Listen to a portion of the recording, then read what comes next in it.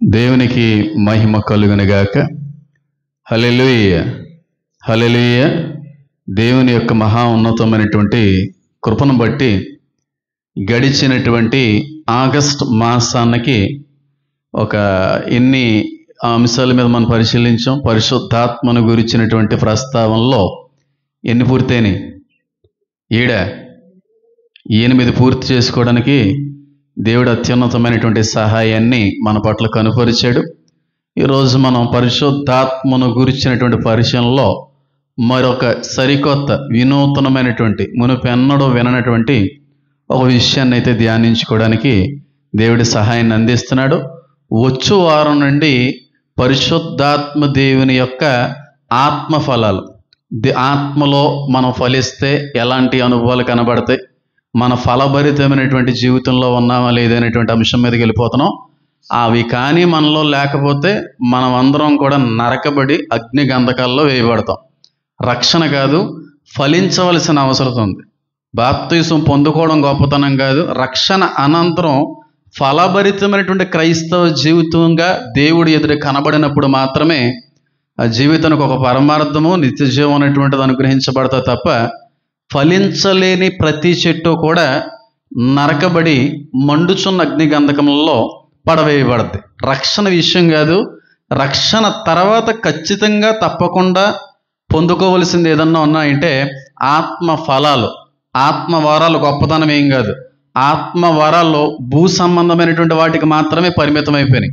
ఆత్మ ఫలాల్లో నిత్య సంబంధమైనటువంటి దారికి అవకాశాన్ని కల్పిస్తుంది. కనుక ఆ ప్రస్తావనలో మనం వచ్చేటువంటి వారం నుంచి మనం ముందుకు వెళ్ళబోతా ఉన్నాం కనుక ప్రార్థించండి. ఏదైనప్పటికీ కూడా ఈరోజు మనం ధ్యానించుకోబోయేటువంటి ఒక సరికొత్త వినూతమైనటువంటి విషయం ఏంటి అంటే, పరిశుద్ధాత్మని పొందుకున్నటువంటి వ్యక్తిలో కనబడకూడనటువంటి కొన్ని లక్షణాలను కూడా ఈరోజు మనం ధ్యానించుకోవడానికి ప్రయత్నం అయితే చేద్దాం. పరిశుద్ధాత్మను పొందుకుంటే ఆ వ్యక్తిలో కనబడేటువంటి అనుభవం ఏ విధంగా ఉంటుంది, ఒకవేళ ఆ వ్యక్తిలో పరిశుద్ధాత్మ దేవుడు లేకపోతే ఆ వ్యక్తి ఏ విధంగా ఉంటాడు, ఉంటే ఎలాగుంటాడో, ఉండకపోతే ఏ విధంగా ఉంటాడు అనేటువంటి విషయాన్ని మనం చాలా చక్కనైన రీతిలో ముందుకి కొనసాగించడానికి ప్రయత్నం అయితే చేద్దాం. అయితే లేఖనాల్లో ఒక అమ్మగారిని నేను చూశాను, ఒక స్త్రీని నేను చూశాను. ఆమె ఆత్మపూర్ణురాలై మాట్లాడిన మాటను బట్టి అర్థమవుతూ ఉంది ఆ వ్యక్తి ఆత్మను పొందుకున్న వ్యక్తి ఉన్నదే. పరిశుద్ధాత్మను పొందుకున్నటువంటి వ్యక్తి ఆ వ్యక్తి అని చెప్పడంలో అతిశయోక్తి లేదు. ఎందుకంటే ఆవిడ యొక్క క్రియ ఆ విధంగా ఉంది, ఆవిడ యొక్క మాట తీరు ఆ విధంగా ఉంది, ఆవిడ పలికిన పలుకు ఆ విధంగా ఉంది. ఈ రోజున అదే వ్యక్తి యొక్క స్థానంలో మనం నిలబడి ఆమెలో ఉన్నటువంటి ఆత్మే నీలో నాలో ఉన్నదా లేదా, ఒకవేళ ఉంటే ఆమె వలే మనం మాట్లాడుతున్నామా, లేకపోతే ఆమెకి వ్యతిరేకమైనటువంటి రీతిలో మన యొక్క భావజాలన అంతా కనబడుతుందా అనేటువంటి పరీక్ష చేసుకుని ఇంతకీ మనలో పరిశుద్ధాత్మ దేవుడు ఉన్నాడా, లేక తలుపు బయట, ద్వారము బయట ఉన్నాడా అనేటువంటిది అర్థం చేసుకోవడానికి చాలా సులువైనటువంటి అవకాశం అని నేను అంటాను. ఈ రోజున లూకా సువార్తనే ప్రధానమైన అతి ప్రాముఖ్యమైనటువంటి అంశంగా కానీ మనం తీసుకున్నట్టయితే లూకా సువార్త 1వ అధ్యాయంలో ఒక చక్కటి మాట పరిశుద్ధాత్మను పొందుకున్నటువంటి ఒక వ్యక్తి యొక్క జీవితాన్ని బట్టి అర్థమవుతూ ఉంది. త్వరగా దానిని పరిశీలించడానికి ప్రయత్నం అయితే చేద్దాం. చూడండి, లూకా సువార్త 1వ అధ్యాయము 41వ వచనాన్ని నేను చదువుతూ ఉన్నాను, జాగ్రత్తగా గమనించండి. ఎలిజబెత్ 39 నుంచి చదువుతున్నాను. ఆ దినముల యందు మరియా లేచి యోధా ప్రదేశములోని కొండసీమల్లోనున్న ఒక ఊరికి త్వరగా వెళ్ళి జకర్యా ఇంటిలో ప్రవేశించి ఎలిజబెత్తుకు వందనము చేసెను. ఎలిజబెత్తు మరియా యొక్క వందన వచనం వినగానే ఆమె గర్భములో శిశువు గంతులు వేసెను. అంతటా ఎలిజబెత్తు పరిశుద్ధాత్మతో నిండుకొనినదై బిగ్గరిగా ఇట్లనెను. దేంతో నింపబడిందంట ఆవిడ? పరిశుద్ధాత్మతో నింపబడినదై బిగ్గరగా ఇట్లనెను. ఏమన్నది అంటే ప్రవచించింది, ఏమన్నది అంటే దీవించింది, పరిశుద్ధాత్మ దేవుని పొందుకున్నటువంటి వ్యక్తి యొక్క పదజాలం, లేకపోతే ఆ వ్యక్తి యొక్క మాట తీరంతా కూడా దీవెనకరమైన ప్రవచనాత్మకరమైనటువంటి రీతిలోనే ఉంటుంది తప్ప, ఆత్మను పొందుకున్న ఏ వ్యక్తి కూడా శాపకరమైనటువంటి మాటలు పలికేటువంటి రీతిలో మాత్రం ఉండరు. కేవలం దేవుని యొక్క ఆత్మతో నింపబడినటువంటి వ్యక్తులు ఎప్పుడూ కూడా దీవెనకరమైన ప్రవచనాత్మకమైనటువంటి మాటలే పలుకుతారు తప్ప శాపగ్రస్తమైనటువంటి మాటలు పలకరు. ఒకవేళ ఆ మాటలు పలికారంటే వాళ్ళలో ఆత్మ లేదన్నమాట. మీరు ఎలా చెప్తున్నారు అని అంటే కింద వచ్చిన చదవవసరత లేదు, కానీ నేను చదువుతున్నాను, జాగ్రత్తగా చూడండి. ఆవిడ ఏమంది? పరిశుద్ధాత్మతో నిండుకొనినదై బిగ్గరగా ఇట్లనెను, స్త్రీలలో నీవు ఆశీర్వదింపబడిన దానవు. ఏం చేస్తుంది అక్కడ? ఆశీర్వదింపబడిన దానం అని చెప్పి ఆశీర్వదిస్తా ఉంది, గణపరిచేటువంటి మాట మాట్లాడుతూ ఉంది. నీ గర్భఫలం కూడా ఏమైంది? ఆశీర్వదించబడును. నా ప్రభువు తల్లి నా యొద్దకు వచ్చుట నాకు ఎలాగూ ప్రాప్తించను. ఇదిగో నీ శుభవచనము నా చెవిన పడగానే నా గర్భంలోని శిశువు ఆనందముతో గంతులు వేసెను. ప్రభువు ఆమెకు తెలియజేయించిన మాటలు సిద్ధించును గనుక నమ్మిన ఆమె ధన్యురాలెనెను. అక్కడ వరకు ఎలిజబెత్ గారు అన్నమాట, తర్వాత నుంచి మరియమ్మ గారు అన్నమాట. ఎక్కడైనా అందులో శాపం కనబడిందా? ఎక్కడైనా అందులో కోపం కనబడిందా? చాలా అద్భుతమైనటువంటి దీవెనకరమైన దైవకరమైనటువంటి మాటల్లో పలికేటువంటి వ్యక్తిగానే ఆవిడ కనబడుతూ ఉంది. పరిశుద్ధాత్మతో నింపబడిన ప్రతి వ్యక్తి కూడా దీవెనకరమైనటువంటి మాటలే పలుకుతారు. శాపగ్రస్తమైన, దుష్ట సంబంధమైన, మరొక దరిద్రమైన అలాంటి మాటలు పలికేటువంటి ఏ ఒక్కరిలో కూడా పరిశుద్ధాత్మ దేవుడు సంచరించలేడు. బూతులు పలికేటువంటి వాళ్ళని, దౌర్భాగ్యమైన మాటలు పలికేటువంటి వాళ్ళని, దుష్ట సంబంధమైనటువంటి మాటలు పలికేటువంటి వాళ్ళల్లో ఆత్మదేవుడు లేడు. ఎవరున్నారో? దురాత్మకు సంబంధించిన దేవుడు ఉన్నాడని అర్థం అన్నమాట. అయితే అసలు మనం పరిశీలించవలసినటువంటి విషయం కంటే ముందుగా జరిగినటువంటి విషయం ఏంటి? ఆ మాట మాట్లాడడంలో ఆమె యొక్క కారణం ఏమి ఉంది, ఆమె యొక్క ఉద్దేశం ఏమి ఉన్నది అనేటువంటిది కానీ మనం ఆలోచన చేసినట్టయితే, బైబిల్ గ్రంథంలో కొన్ని సన్నివేశాలు, కొన్ని సందర్భాలు చదువుతున్నప్పుడు ఒళ్ళు గొగుర్లు పొడుస్తూ ఉంటాయి. బైబిల్ గ్రంథం అంటేనే ఒళ్ళు గొగురు పుట్టించేటువంటి గ్రంథం అది. ఆత్మలో లీనమయ్యి వాక్యాన్ని ధ్యానిస్తున్న ప్రతిసారి కూడా కొన్ని మాటల్లో మనకి తెలియనటువంటి ఆనందాన్ని, తెలియనటువంటి ఉజ్జీవాన్ని, తెలియనటువంటి ఒక మంటని, ఒక నడిపింపుని ఎప్పుడు కూడా అందిస్తూ ఉంటాయి. బైబిల్ చదువుతున్నప్పుడు ఏ విధమైన ఉద్యోగం లేదు. బైబిల్ చదువుతున్నప్పుడు ఒంటి మీద ఉన్నటువంటి రోమాల్లో నెక్కబొడవట్లేదు అని అంటే నీ పరిస్థితి నాకు అర్థం, నాకు తెలియదు, నీకే తెలియాలి. ఖచ్చితంగా కొన్ని సందర్భాల్లో, కొన్ని లేఖనాల్లో, కొన్ని సన్నివేశాలు ధ్యానిస్తున్నప్పుడు, చదువుతున్నప్పుడు ఒళ్ళు గొగుర్లు పుడుస్తూ ఉంటాయి. అలా బైబిల్లో కొన్ని సన్నివేశాలు, కొన్ని సందర్భాల్లో ఒళ్ళు గొగుర్పు పుట్టించేటువంటి విధంగా కనబడతా ఉంటాయి. ఆది నుంచి ప్రకటన గ్రంథం వరకు కూడా. ఇంకా ప్రకటన గ్రంథం అయితే చెప్పక్కర్లేదు. 1వ అధ్యాయం మొదలు 22వ అధ్యాయం వరకు ప్రతి మాట కూడా ఒళ్ళు జలధరించేటువంటి మాటగానే కనబడతా ఉంటుంది. ఆదికాండం మొదలు మనం చూసినప్పుడైతే మోషే ఆ ఎర్ర సముద్రాన్ని పాయలుగా చేసెను అన్న ఆ సన్నివేశం ఒళ్ళంతా కూడా గొగుర్లు పుట్టిస్తూ ఉంటుంది. దావీదుకి గొలియాతుకి మధ్యన జరిగిన సంభాషణ ఒళ్ళు గొగుర్లు పుట్టిస్తూ ఉంటుంది. లాజరు బయటికి రా అన్న మాట ఒళ్ళు గొగుర్లు పుట్టిస్తూ ఉంటుంది.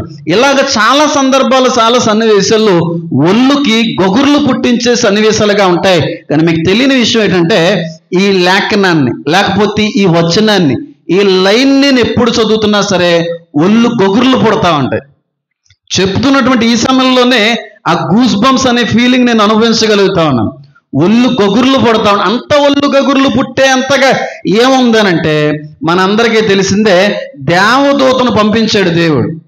దేవదూతను మరియమ్మ దగ్గరికి పంపించి, అమ్మా మరియా, నువ్వు దయాప్రాప్తురాలివి, పరిశుద్ధాత్మ దేవుని మూలంగా ఒక బిడ్డకి నువ్వు జన్మనిస్తావు, ఆ బిడ్డకి యేసు అనేటువంటి పేరు కూడా పెడతావు అనేటువంటి మాట పలికిన అనంతరం ఆమె గర్భవతి అయింది.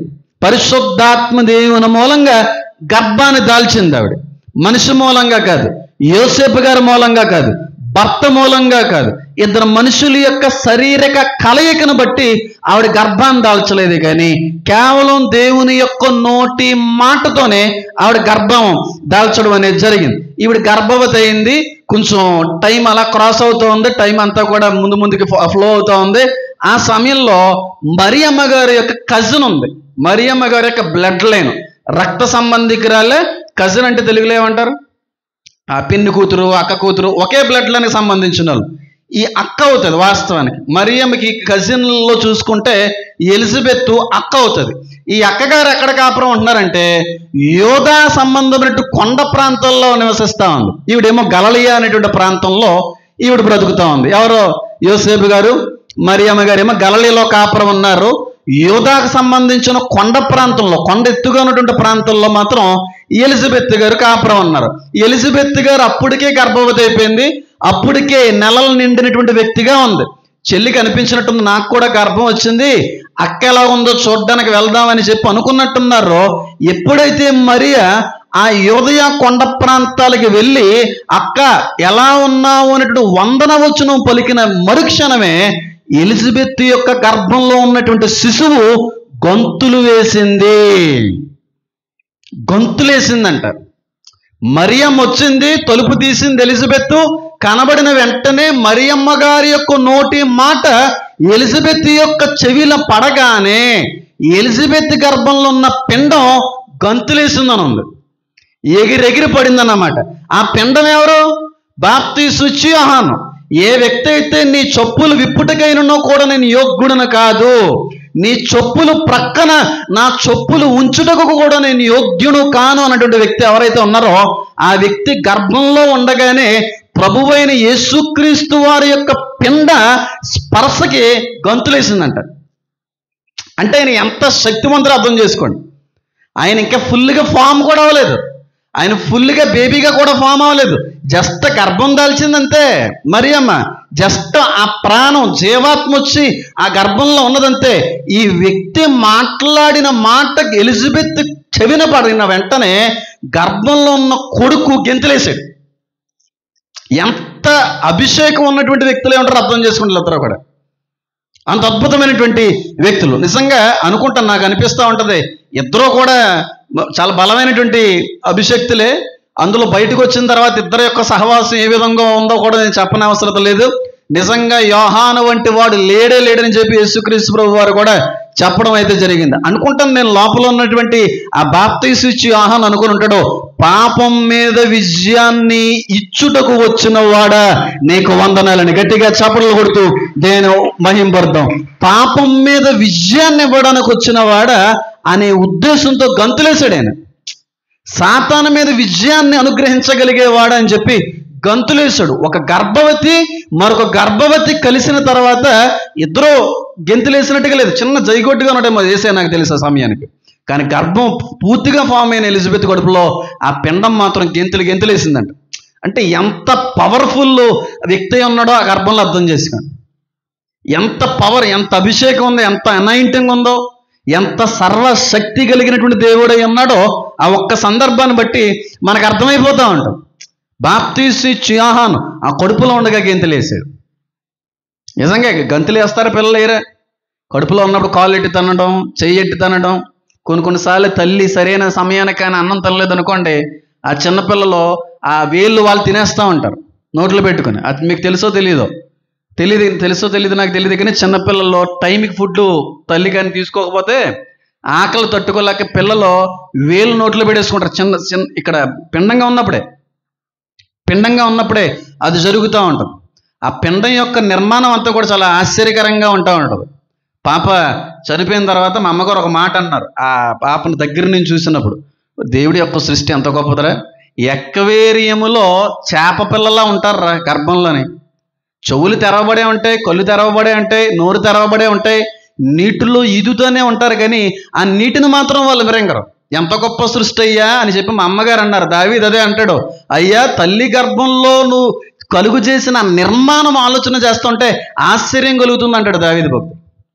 ఆ తల్లి గర్భంలో ఒక పిండాన్ని నువ్వు నిర్మించిన ఆ విషయాన్ని పరిశీలన చేస్తుంటే ఆశ్చర్యం వేస్తా ఉంది. అలాంటి పిండం గంతులేసిందంట. ఎందుకు గంతులేసిందంటే సర్వోన్నతుడైన దేవుని కుమారుడు ఆ వ్యక్తి ఎదుట ఉన్నాడు కనుక. ఆయన మనిషికి ఇంకా రాకముందే అంత శక్తి ఫ్లో అయింది, అంత పవర్ అనేటువంటిది ఎమిట్ అయింది ఆ సందర్భంలో. మన దేవుడు గొప్ప దేవుడా లేకపోతే నార్మల్ దేవుడా చెప్పండి? సర్వశక్తిమంతుడే కదా, అద్భుతమైన దేవుడు, పవర్ఫుల్ దేవుడైన ఆయన ఫామ్ అవ్వకముందే అంత పవర్ ఉంది. ఒక పిండం గెంతులేయించాడంటే అర్థం చేసుకోండి ఆయన అంత పవర్ఫుల్ వ్యక్తి. ఒక సంస్కృతి ఉంది. ఐగుప్తుకి సంబంధించినటువంటి పరిసర ప్రాంతాల్లో ఒక సంస్కృతి సాంప్రదాయం అనేది, ఒక జనాంగం అనేది యేసుక్రీస్తు ప్రభు వారి యొక్క కాలంలో ఉంటా ఉండేది. తర్వాత కాలక్రమేణా అది మరుగైపోయింది అనుకోండి. ఒక సంస్కృతి, ఒక సాంప్రదాయంతో కూడినటువంటి ఒక జనాంగం ఐగుప్తు యొక్క పరిసర ప్రాంతాల్లో కాపురం ఉంటా ఉండేవారంట. వాళ్ళ యొక్క చారిత్రాత్మక గ్రంథాల్లో ఈ విషయాన్ని రాసుకున్నారు.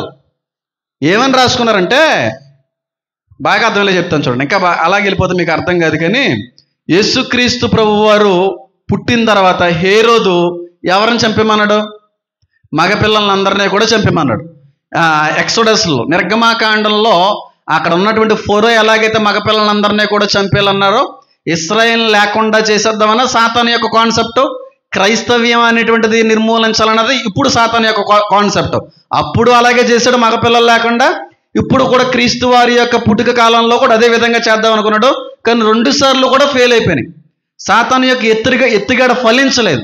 ఎందుకు ఫలించలేదంటే దేవుడి ముందు ఆయన పనులన్నీ కూడా సరిపోలేదన్నమాట, సరిపోలేకపోయాడు. ఏదైనప్పుడు కూడా అప్పుడు మరియమ్మ యేసేపు హేరోదు కంట పడకుండా యేసుక్రీస్తు ప్రభు వారితో పాటుగా ఎక్కడికి వెళ్ళిపోయారు? ఐగుప్తుకు వారిపోయారు.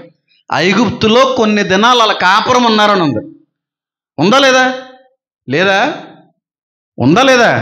ఐగుప్తుకి పారిపోయి ఐగుప్తులో కొన్ని రోజులు కాపురం ఉన్నారు. ఆ కాపురం ఉన్నారు అనేటువంటి విషయం మాత్రమే బైబిల్ గ్రంథంలో రాయబడింది. ఇంకా అక్కడ జరిగిన విషయాలు ఏమీ రాయబడలేదు.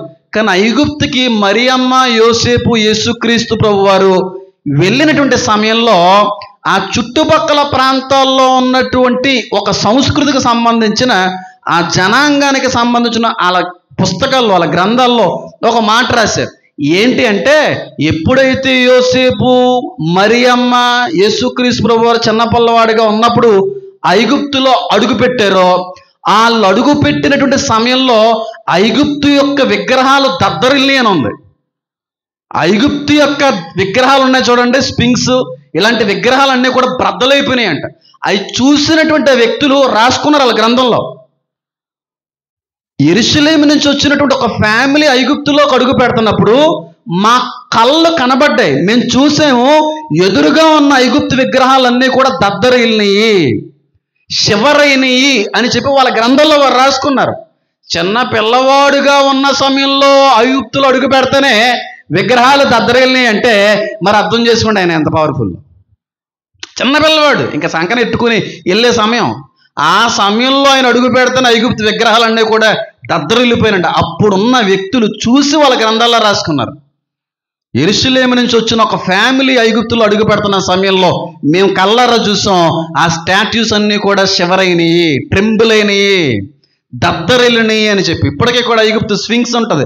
స్ఫింక్స్ చూసారు లేదు, ఒక సింహం బొమ్మలా ఉండి ఉంటుంది. ముఖం అంతా చెక్కుపోయి, ముఖం అంతా ఈడిపోయి, కాలక్రమేణా గాలిని బట్టి, ఎన్విరాన్మెంటల్ చేంజెస్ని బట్టి అలాగే ముఖముక్కలు పడిపోయిన అంటారు. కానీ వాస్తవానికి చరిత్ర, ఆ యేసుక్రీస్తు ప్రభు వారు బాలుడుగా ఉన్నప్పుడు ట్రెంబుల్ అయిన సమయంలో ముఖముక్కలుగా రాలిపోయానని చెప్పి చరిత్ర చెప్తూ ఉంటాం. అంత పవర్ఫుల్ దేవుడు మన దేవుడు, అంత శక్తివంతుడు మన దేవుడు, చాలా పవర్ఫుల్ దేవుడు అమ్మ. అలాంటి అంత పవర్ఫుల్, అంత సర్వశక్తి కలిగిన దేవుడు ఆరాధికులు ఉండి కూడా ఎప్పటికీ చాలా మంది భయపడతా ఉంటారు. ఎప్పటికీ కూడా ఏదో రకమైన అవిశ్వాసం, ఎప్పటికీ కూడా ఏదో రకమైన అపనమ్మకం, ఎప్పటికీ కూడా ఏదో రకమైన భయం ఏదో ఒకటి వెంటాడుతూ ఉంటుంది. ఏ దేవుని కొలుస్తున్నారు అనుకుంటున్నారు మీరు? ఎలాంటి దేవుని ఆరాధిస్తున్నారు తెలుసా మీరు? సర్వోన్నతుడైన దేవుని కుమారుడు పక్కనట్టండి, సర్వశక్తి కలిగిన దేవుడు మన దేవుడు. గట్టిగా చప్పట్లు కొడుతూ దేవుని మహిమ. అంత గొప్ప దేవుడు ఆరాధికులమై ఉండి, బిడ్డలై ఉండి చాలా విషయాల్లో మనం ఏమైపోతున్నాం? భయపడిపోతాం. ఆయన కడుపులో ఉన్నప్పుడే ఇంకో పెండం గెంతులేసింది. ఆయన పుట్టిన చిన్న శిశువుగా ఉన్నప్పుడేమో ఐగుప్తు విగ్రహాలు ఏం చేసినాయి? అయ్యి గెంతులేసినాయి అంట. అయ్యి డ్యాన్స్ కట్టిన దెబ్బకి అమ్మ బాబు వచ్చేసాడు బాబు. అంత పవర్ఫుల్ దేవుడు మన దేవుడు, అంత శక్తిమంతుడే. ఉంటుంది అలాంటి అనాయింటింగ్ ఉంటుందా? అలాంటి అనుభవాలు ఉంటాయంటే ఖచ్చితంగా ఉంటుంది. ఇద్దరు కూడా దేవుని మూలంగా అభిషేకించబడినటువంటి వ్యక్తులై ఉంటే వాళ్ళిద్దరి యొక్క స్పర్శ తగిలినప్పుడు, ఇద్దరు చేతులు తగిలినప్పుడు, ఇద్దరు సహవాసం ఎదురైనప్పుడు, ఇద్దరు కలిసినప్పుడు ఖచ్చితంగా ఆ ప్రత్యేకమైన అనుభవం అనేటువంటిది ఉంటుంది. నేను చూసాను అలాగా. కొంతమందికి ప్రార్థిస్తున్నప్పుడు చాలా బలమైన నడిపింపు వస్తూ ఉంటుంది. నేను అంటూ ఉంటాను, కొంతమంది అలాగ నడిపింపు వస్తున్నారు, చాలా ప్రత్యేకమైన వ్యక్తులండి అని చెప్పి. నేను ఏదో నన్ను హైలైట్ చేసుకోవడానికి మాట్లాడుతున్నటువంటి మాట అయితే కాదు. కానీ నేను ఇక్కడ హైదరాబాద్ వెళ్ళి అక్కడ కార్యక్రమం అంతా కూడా చేసుకుని వస్తున్న సమయంలో కేరళకు సంబంధించినటువంటి అభిషక్తులు, వాళ్ళ గురించి నేను చెప్పక్కర్లేదు, తెరీసా పాల్ గారు వీళ్ళందరూ కూడా, వాళ్ళు ఫస్ట్గా అభిషేకించిన తర్వాత చేతులేసి వాళ్ళు అన్నది ఒకటే, ఇప్పటికే నేను మర్చిపోలేను, దేవుని మూలంగా అభిషేకించబడిన వ్యక్తులు మీరు అన్నమాట. ఇప్పటికే మర్చిపోను. ఆవిడ ఇక్కడికి వచ్చిన తర్వాత తాతయ్య గారి ఫోటో చూసింది.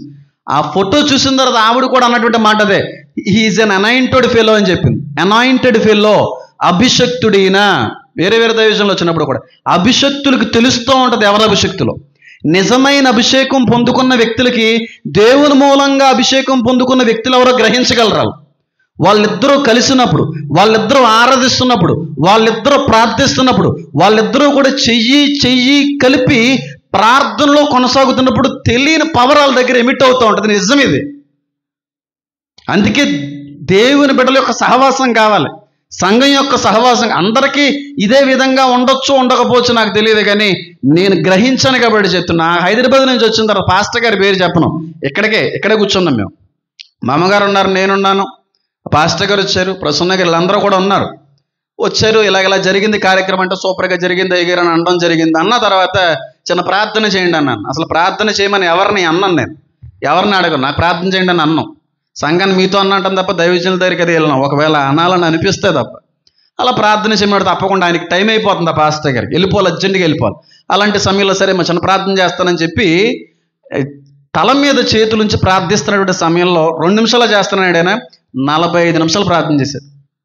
అమ్మ గుర్తుందా నీకు? గుర్తుందా? 45 మినిట్స్ ప్రార్థన చేశారు. ఆ ప్రార్థనలో ఆయన భాషలో మాట్లాడేశారు. ఆ ప్రార్థనలో తెలియని ఆత్మ సంబంధమైన ఉచ్చారణ చేశాడు. ప్రార్థన అంతా అయిపోయిన తర్వాత వెళ్ళే సమయంలో అన్నారు, 2 నిమిషాలు ప్రార్థన చేద్దామని అనుకున్నాను, 45 నిమిషాలు ప్రార్థన చేశానని చెప్పి సంతోషిస్తూ ఆయన వెళ్ళే సమయంలో కూడా అన్నాడు, అభిషేకించబడిన వారులారా మీరు దీవించబడిన గాక. అభిషేకించబడిన వ్యక్తికి ఇద్దరు కలిసినప్పుడు ఖచ్చితంగా ఆ ఫ్లో ఉంటుంది. ఎలిజబెత్ గర్భం అభిషేకించబడిన గర్భమే, మరియమ్మ గర్భం కూడా అభిషేకించబడిన గర్భమే. ఈ 2 ఎప్పుడైతే ఎదురైనాయో ఒక బలమైన పవర్ అనేటువంటిది ఎమిట్ అయింది, ఒక శక్తి అనేటువంటిది ఆ చోట ఉత్పత్తి అయింది. ఇది నిజమా అంటే నిజం. నేను చూశాను కాబట్టి చెప్తున్నా, నేను అనుభవించిన అనుభవాన్ని నేను గ్రహించాను కాబట్టి చెప్తున్నాను. బలమైన అభిషక్తులు కానీ కలిసి పనిచేసిన, కలిసి ఏదైనా దైవ సంబంధమైన కార్యక్రమాన్ని జరిగించిన, వాళ్ళిద్దరూ కలిసి ఒకే విషయం మీద ప్రార్థించిన, అది అద్భుతమైన కార్యాలుగా మిగిలిపోతాయి అన్నీ కూడా. ఇద్దరు అనాయింటెడ్, ఎలిజబెత్ కూడా అనాయింట్ అయిన ఫెలోయే, మరియమ్మ గారు కూడా దేవుని మూలంగా అభిషేకించబడిన వ్యక్తులే.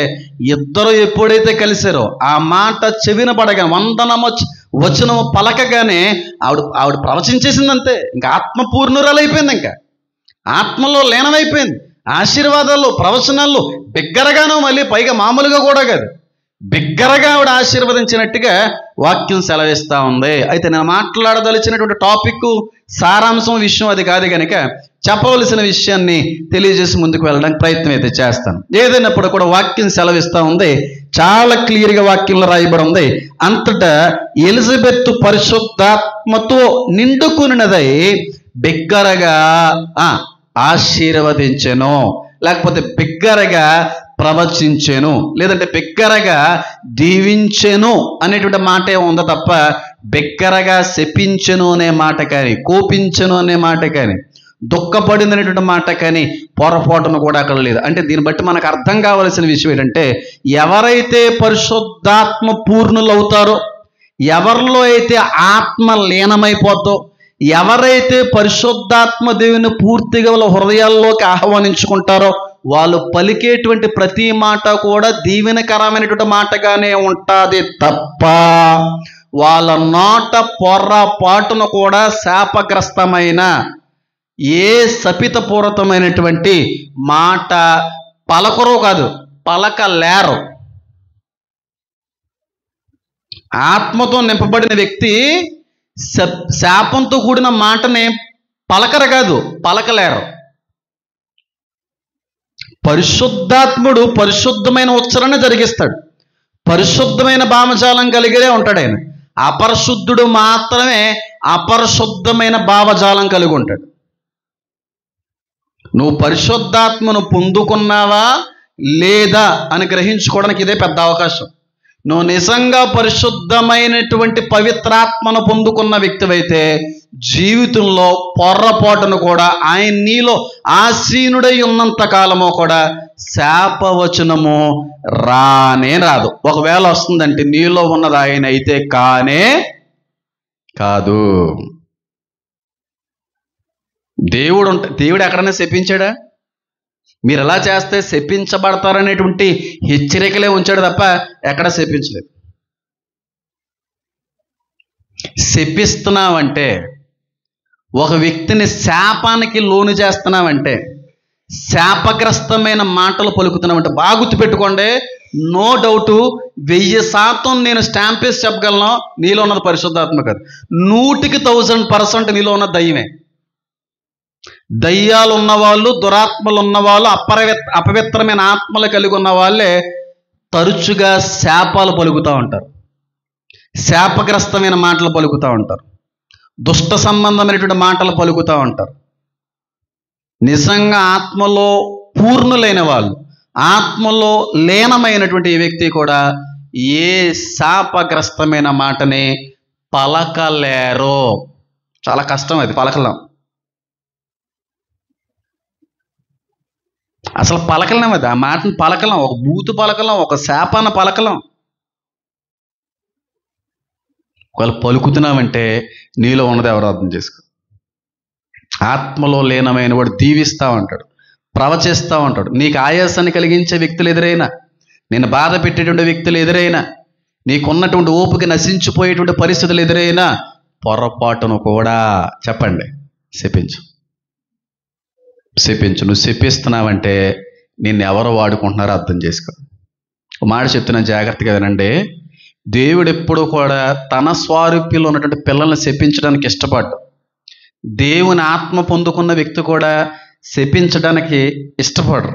మళ్ళీ చెప్తున్నాను చూడండి. అలాగే ఎప్పుడూ కూడా పరిశుద్ధాత్మ పూర్ణులైన వాళ్ళు కూడా శాపగ్రస్తమైన మాటలు పలకరు. ఇంకో మాట చెప్తున్నాను చూడండి.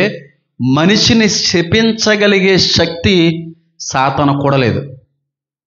సాతాను కూడా ఒక మనిషిని శపించలేడు. సాతాను కూడా ఒక మనిషిని శపించలేడు. ఎందుకంటే నువ్వు విలువ పెట్టి కొనబడిన వ్యక్తివి, దేవుని యొక్క స్వారూప్యంలో ఉన్నటువంటి వ్యక్తి నువ్వు. కాబట్టి దేవుని శపించగలడా దయ్యం? సాతాను ఎక్కడో కూడా ఏ మనిషిని శపించలేడు. అందుకే ఆయుడు శపించలేడ గనికే ఒక మనిషిని ఇంకొక మనిషిని శపించడానికి వాడుకుంటాడు. సాతాను డైరెక్ట్గా ఏ మనిషిని శపించలేడో అది ఆడికి తెలుసు గనుకే ఒక మనిషిని శపించాలి అంటే, ఒక మనిషిని దౌర్భాగ్యమైన స్థితిలోకి నెట్టాలి అంటే వాడి వల్ల కాదు గనుకే ఒక మనిషి ద్వారా కానీ ఇంకొక మనిషిని శపిస్తూ ఉంటాడు, మనిషిని వాడుకుంటూ ఉంటాడు. అందుకే వాక్యంలో చాలా స్పష్టంగా రాయబడి ఉంది, జీవ మరణములు నీ నాలుక వశము. ఒకడు మరణించాలన్నా ఒకడు జీవించాలన్నా ఆ శక్తిని నాలుకిచ్చాడు దేవుడు. అది సాతానికి బాగా తెలుసు. అంత పవర్ ఉంది టంకే, ఈ నాలుగుకి అంత అభిషేకం ఉంది. ఎందుకంటే దేవుని యొక్క స్వారూప్యం అది. ఒకడిని శపించినా ఈ టంక పనిచేస్తుంది. ఒకడు జీవంలోకి నడిపించి ఆశీర్వదించాలన్నా ఈ నోటి మాట పనిచేస్తుంది. ఈ రెండు కలిగి ఉన్నటువంటి శక్తి నాలుగు ఉంది. సాతాను చెయ్యలేడు గనకే మనిషిని ఇంకొక మనిషిని శపించడానికి ప్రయత్నిస్తూ ఉంటాడు. డైరెక్ట్గా చేయలేడు, దేవుడు చేయలేడు. సాతాను మూలంగానే శపించబడతా ఉంటాడు ఇంకొక మనిషి. అది పిల్లలైనా, భర్త అయినా, భార్య అయినా, కుటుంబీకులైనా, శత్రువులైనా, వీరెవ్వరైనా శాపానికి గురవ్వడానికి కారణం సాతాను కాదు, ఒక మనిషే. నీ శత్రువుల్ని సైతం మీరేం చేయండి? ఏం చేయండి? దీవించండి.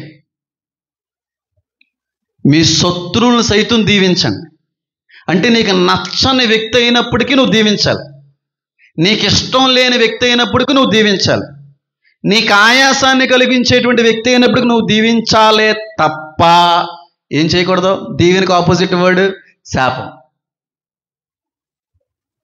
పరిశుద్ధాత్మను పొందుకున్న ఏ వ్యక్తి కూడా మరొక వ్యక్తిని శపించలేరో, దుర్భాషలు ఆడలేరో, శాపగ్రస్తమైన మాటను కూడా చెప్పండి పలకలేరు. ఒకవేళ నువ్వు అలాంటి మాటలు పలుకుతున్నావంటే, మళ్ళీ చెప్తున్నాను, బైబిల్ సాక్షిగా చెప్తున్నాను, నీలో ఉన్న దేవుడి కాదు, దయ్యమే. 1000% దయ్యం ఉంది నీలో. 1000% సాతాను ఉన్నాడు. సాతాను ఉన్నాడు గనుకే నీ ద్వారాగా నీ భర్తను శపిస్తున్నాడు, నీ ద్వారాగానే పిల్లల్ని శపిస్తున్నాడు, నీ ద్వారాగానే నీ కుటుంబ పతనానికి ఆడి ప్రయత్నిస్తా ఉన్నాడు. అది నీకు తెలియదు. చాలామంది కుటుంబీకులు శపించబడ్డానికి కారణం ఏంటో తెలుసా అండి? చాలామంది ఇంట్లో ఉన్నటువంటి వ్యక్తులు అర్ధాయుష్మంతులుగా వెళ్ళిపోవడానికి కారణం ఎవరో తెలుసా అండి?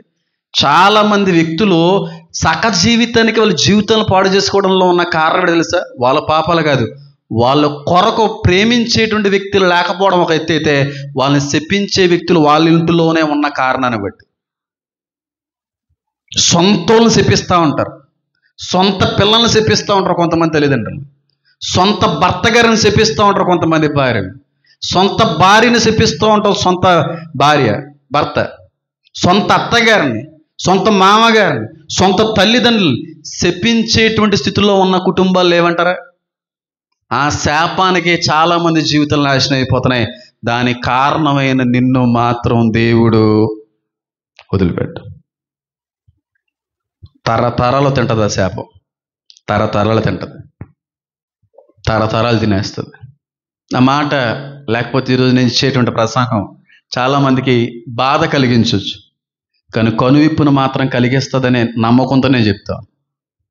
చాలామంది ఉంటారు క్రైస్తవులు, వీళ్ళందరూ కూడా దేవుని ఎరగని వ్యక్తులు కాదు, దేవుని తెలుసుకోలేని వ్యక్తులు కాదు, పరిశుద్ధాత్మ అంటే ఏంటో తెలియని వ్యక్తులు కాదు, రక్షణ యొక్క అవగాహన లేనటువంటి వ్యక్తులు అసలే కాదు. రక్షణ తెలుసు, పరిశుద్ధాత్మ దేవుని యొక్క అభిషేకం తెలుసు, క్రైస్తవ్య పరిపక్వత తెలుసు, క్రైస్తవ జీవితంలో ఉండవలసిన పరిశుద్ధత తెలిసినటువంటి వ్యక్తులే చాలామంది ఇంటి వారిని శపిస్తూ ఉంటారు. నువ్వు ఆత్మలో లీనమైనటువంటి వ్యక్తి అయితే శాపాన్ని ఎలా పలుకుతావు? నీ పిల్లల్ని బట్టి, పిల్లలు ఏడిపిస్తున్నారని పిల్లల్ని శపించేద్దామా? భర్త గారు బాధ పెడుతున్నారని చెప్పి, నీకు సావు రాదటరా, ఇంకెంతకాలం ఇలా చంపుతుంటారా, అందరూ పోతున్నారు కానీ నువ్వు పోవట్లేదటరా, ఎందుకు వచ్చిన ఈ మాటలన్నీ ఎవరంటున్నారంటే క్రైస్తవులే. క్రైస్తవులే పలుకుతున్నారు సొంత భర్తల గురించి, సొంత బిడ్డల గురించి. ఒక పక్కనేమో బిగ్గరగా ఇక్కడ పాటలు పాడుతూ ఉంటారు, ఒక పక్కన బిగ్గరగానేమో ఆత్మలో లీనమైనట్టుగా ఆ దేవుని స్తుతిస్తూ ఉంటారు, ప్రార్థిస్తూ ఉంటారు, అవి చేస్తూ ఉంటారు, ఇవి చేస్తూ ఉంటారు.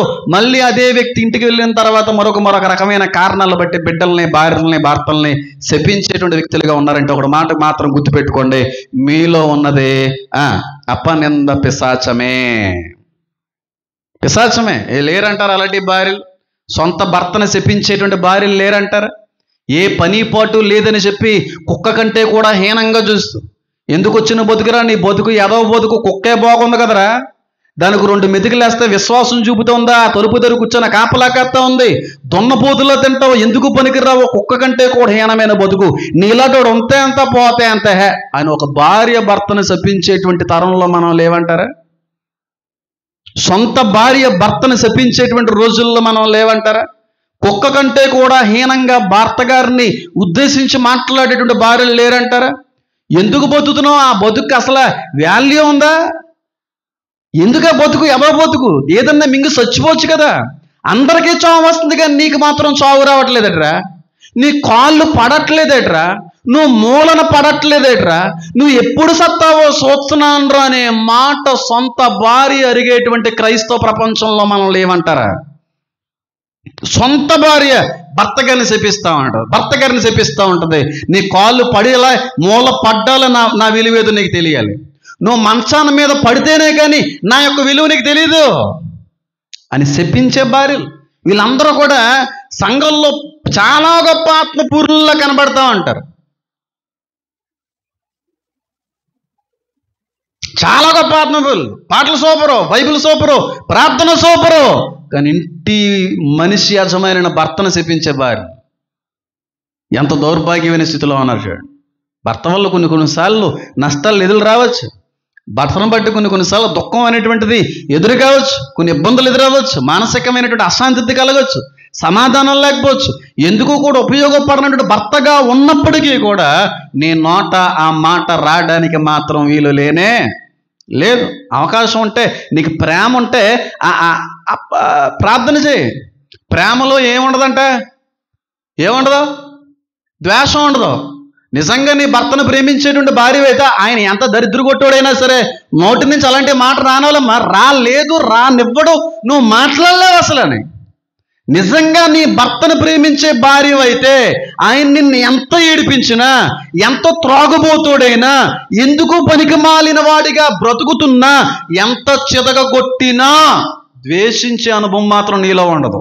ఒకవేళ ద్వేషించావంటే సహనం కోల్పోయి, ఓపిక నశించిపోయి, తట్టుకోలేక, ఆ వ్యక్తి చేసే పనులు సహించలేక ఇలాంటి దౌర్భాగ్యమైనటువంటి క్రియలు జరిగించావంటే నీ భర్త మీద ఉన్న ప్రేమ నిజమైనది కానే కాదు. ఎలా ద్వేషిస్తాం? దేవుడు ద్వేషించాడా? దేవుడికి అనుకూలంగా ఏ మనిషిని బతుకుతున్నాడా? మరి దేవుడు మనిషిని ఎన్ని విధాలుగా శపించాలి, ఎన్ని విధాలుగా ద్వేషించాలి? నీ శత్రువుని సైతం దీవించు అన్న దేవుడు అలాంటి శత్రువుని సైతం దీవించాలంటే ముందు ఇంట్లో దీవించాలి కదా. శత్రువును ప్రేమించాలంటే కనీసం ఇంట్లో ప్రేమించాలి కదా. ఇంట్లో నువ్వు దీవించట్లేదు, ఇంటి వాళ్ళే నువ్వు ప్రేమించట్లేదు, శత్రువులు ప్రేమించావా రేపు రోజు నువ్వు? శత్రువుల వరకు ఎందుకండి, ఇరుగుపోరు వారి గురించి ఎందుకండి, నీ పొరుగు వాళ్ళ గురించి మనకు తర్వాత మాట్లాడుకుందాం. కానీ సొంత ఇంటి వారిని సైతం ప్రేమించలేని దౌర్భాగ్యమైన తరంలో ఉన్నాం.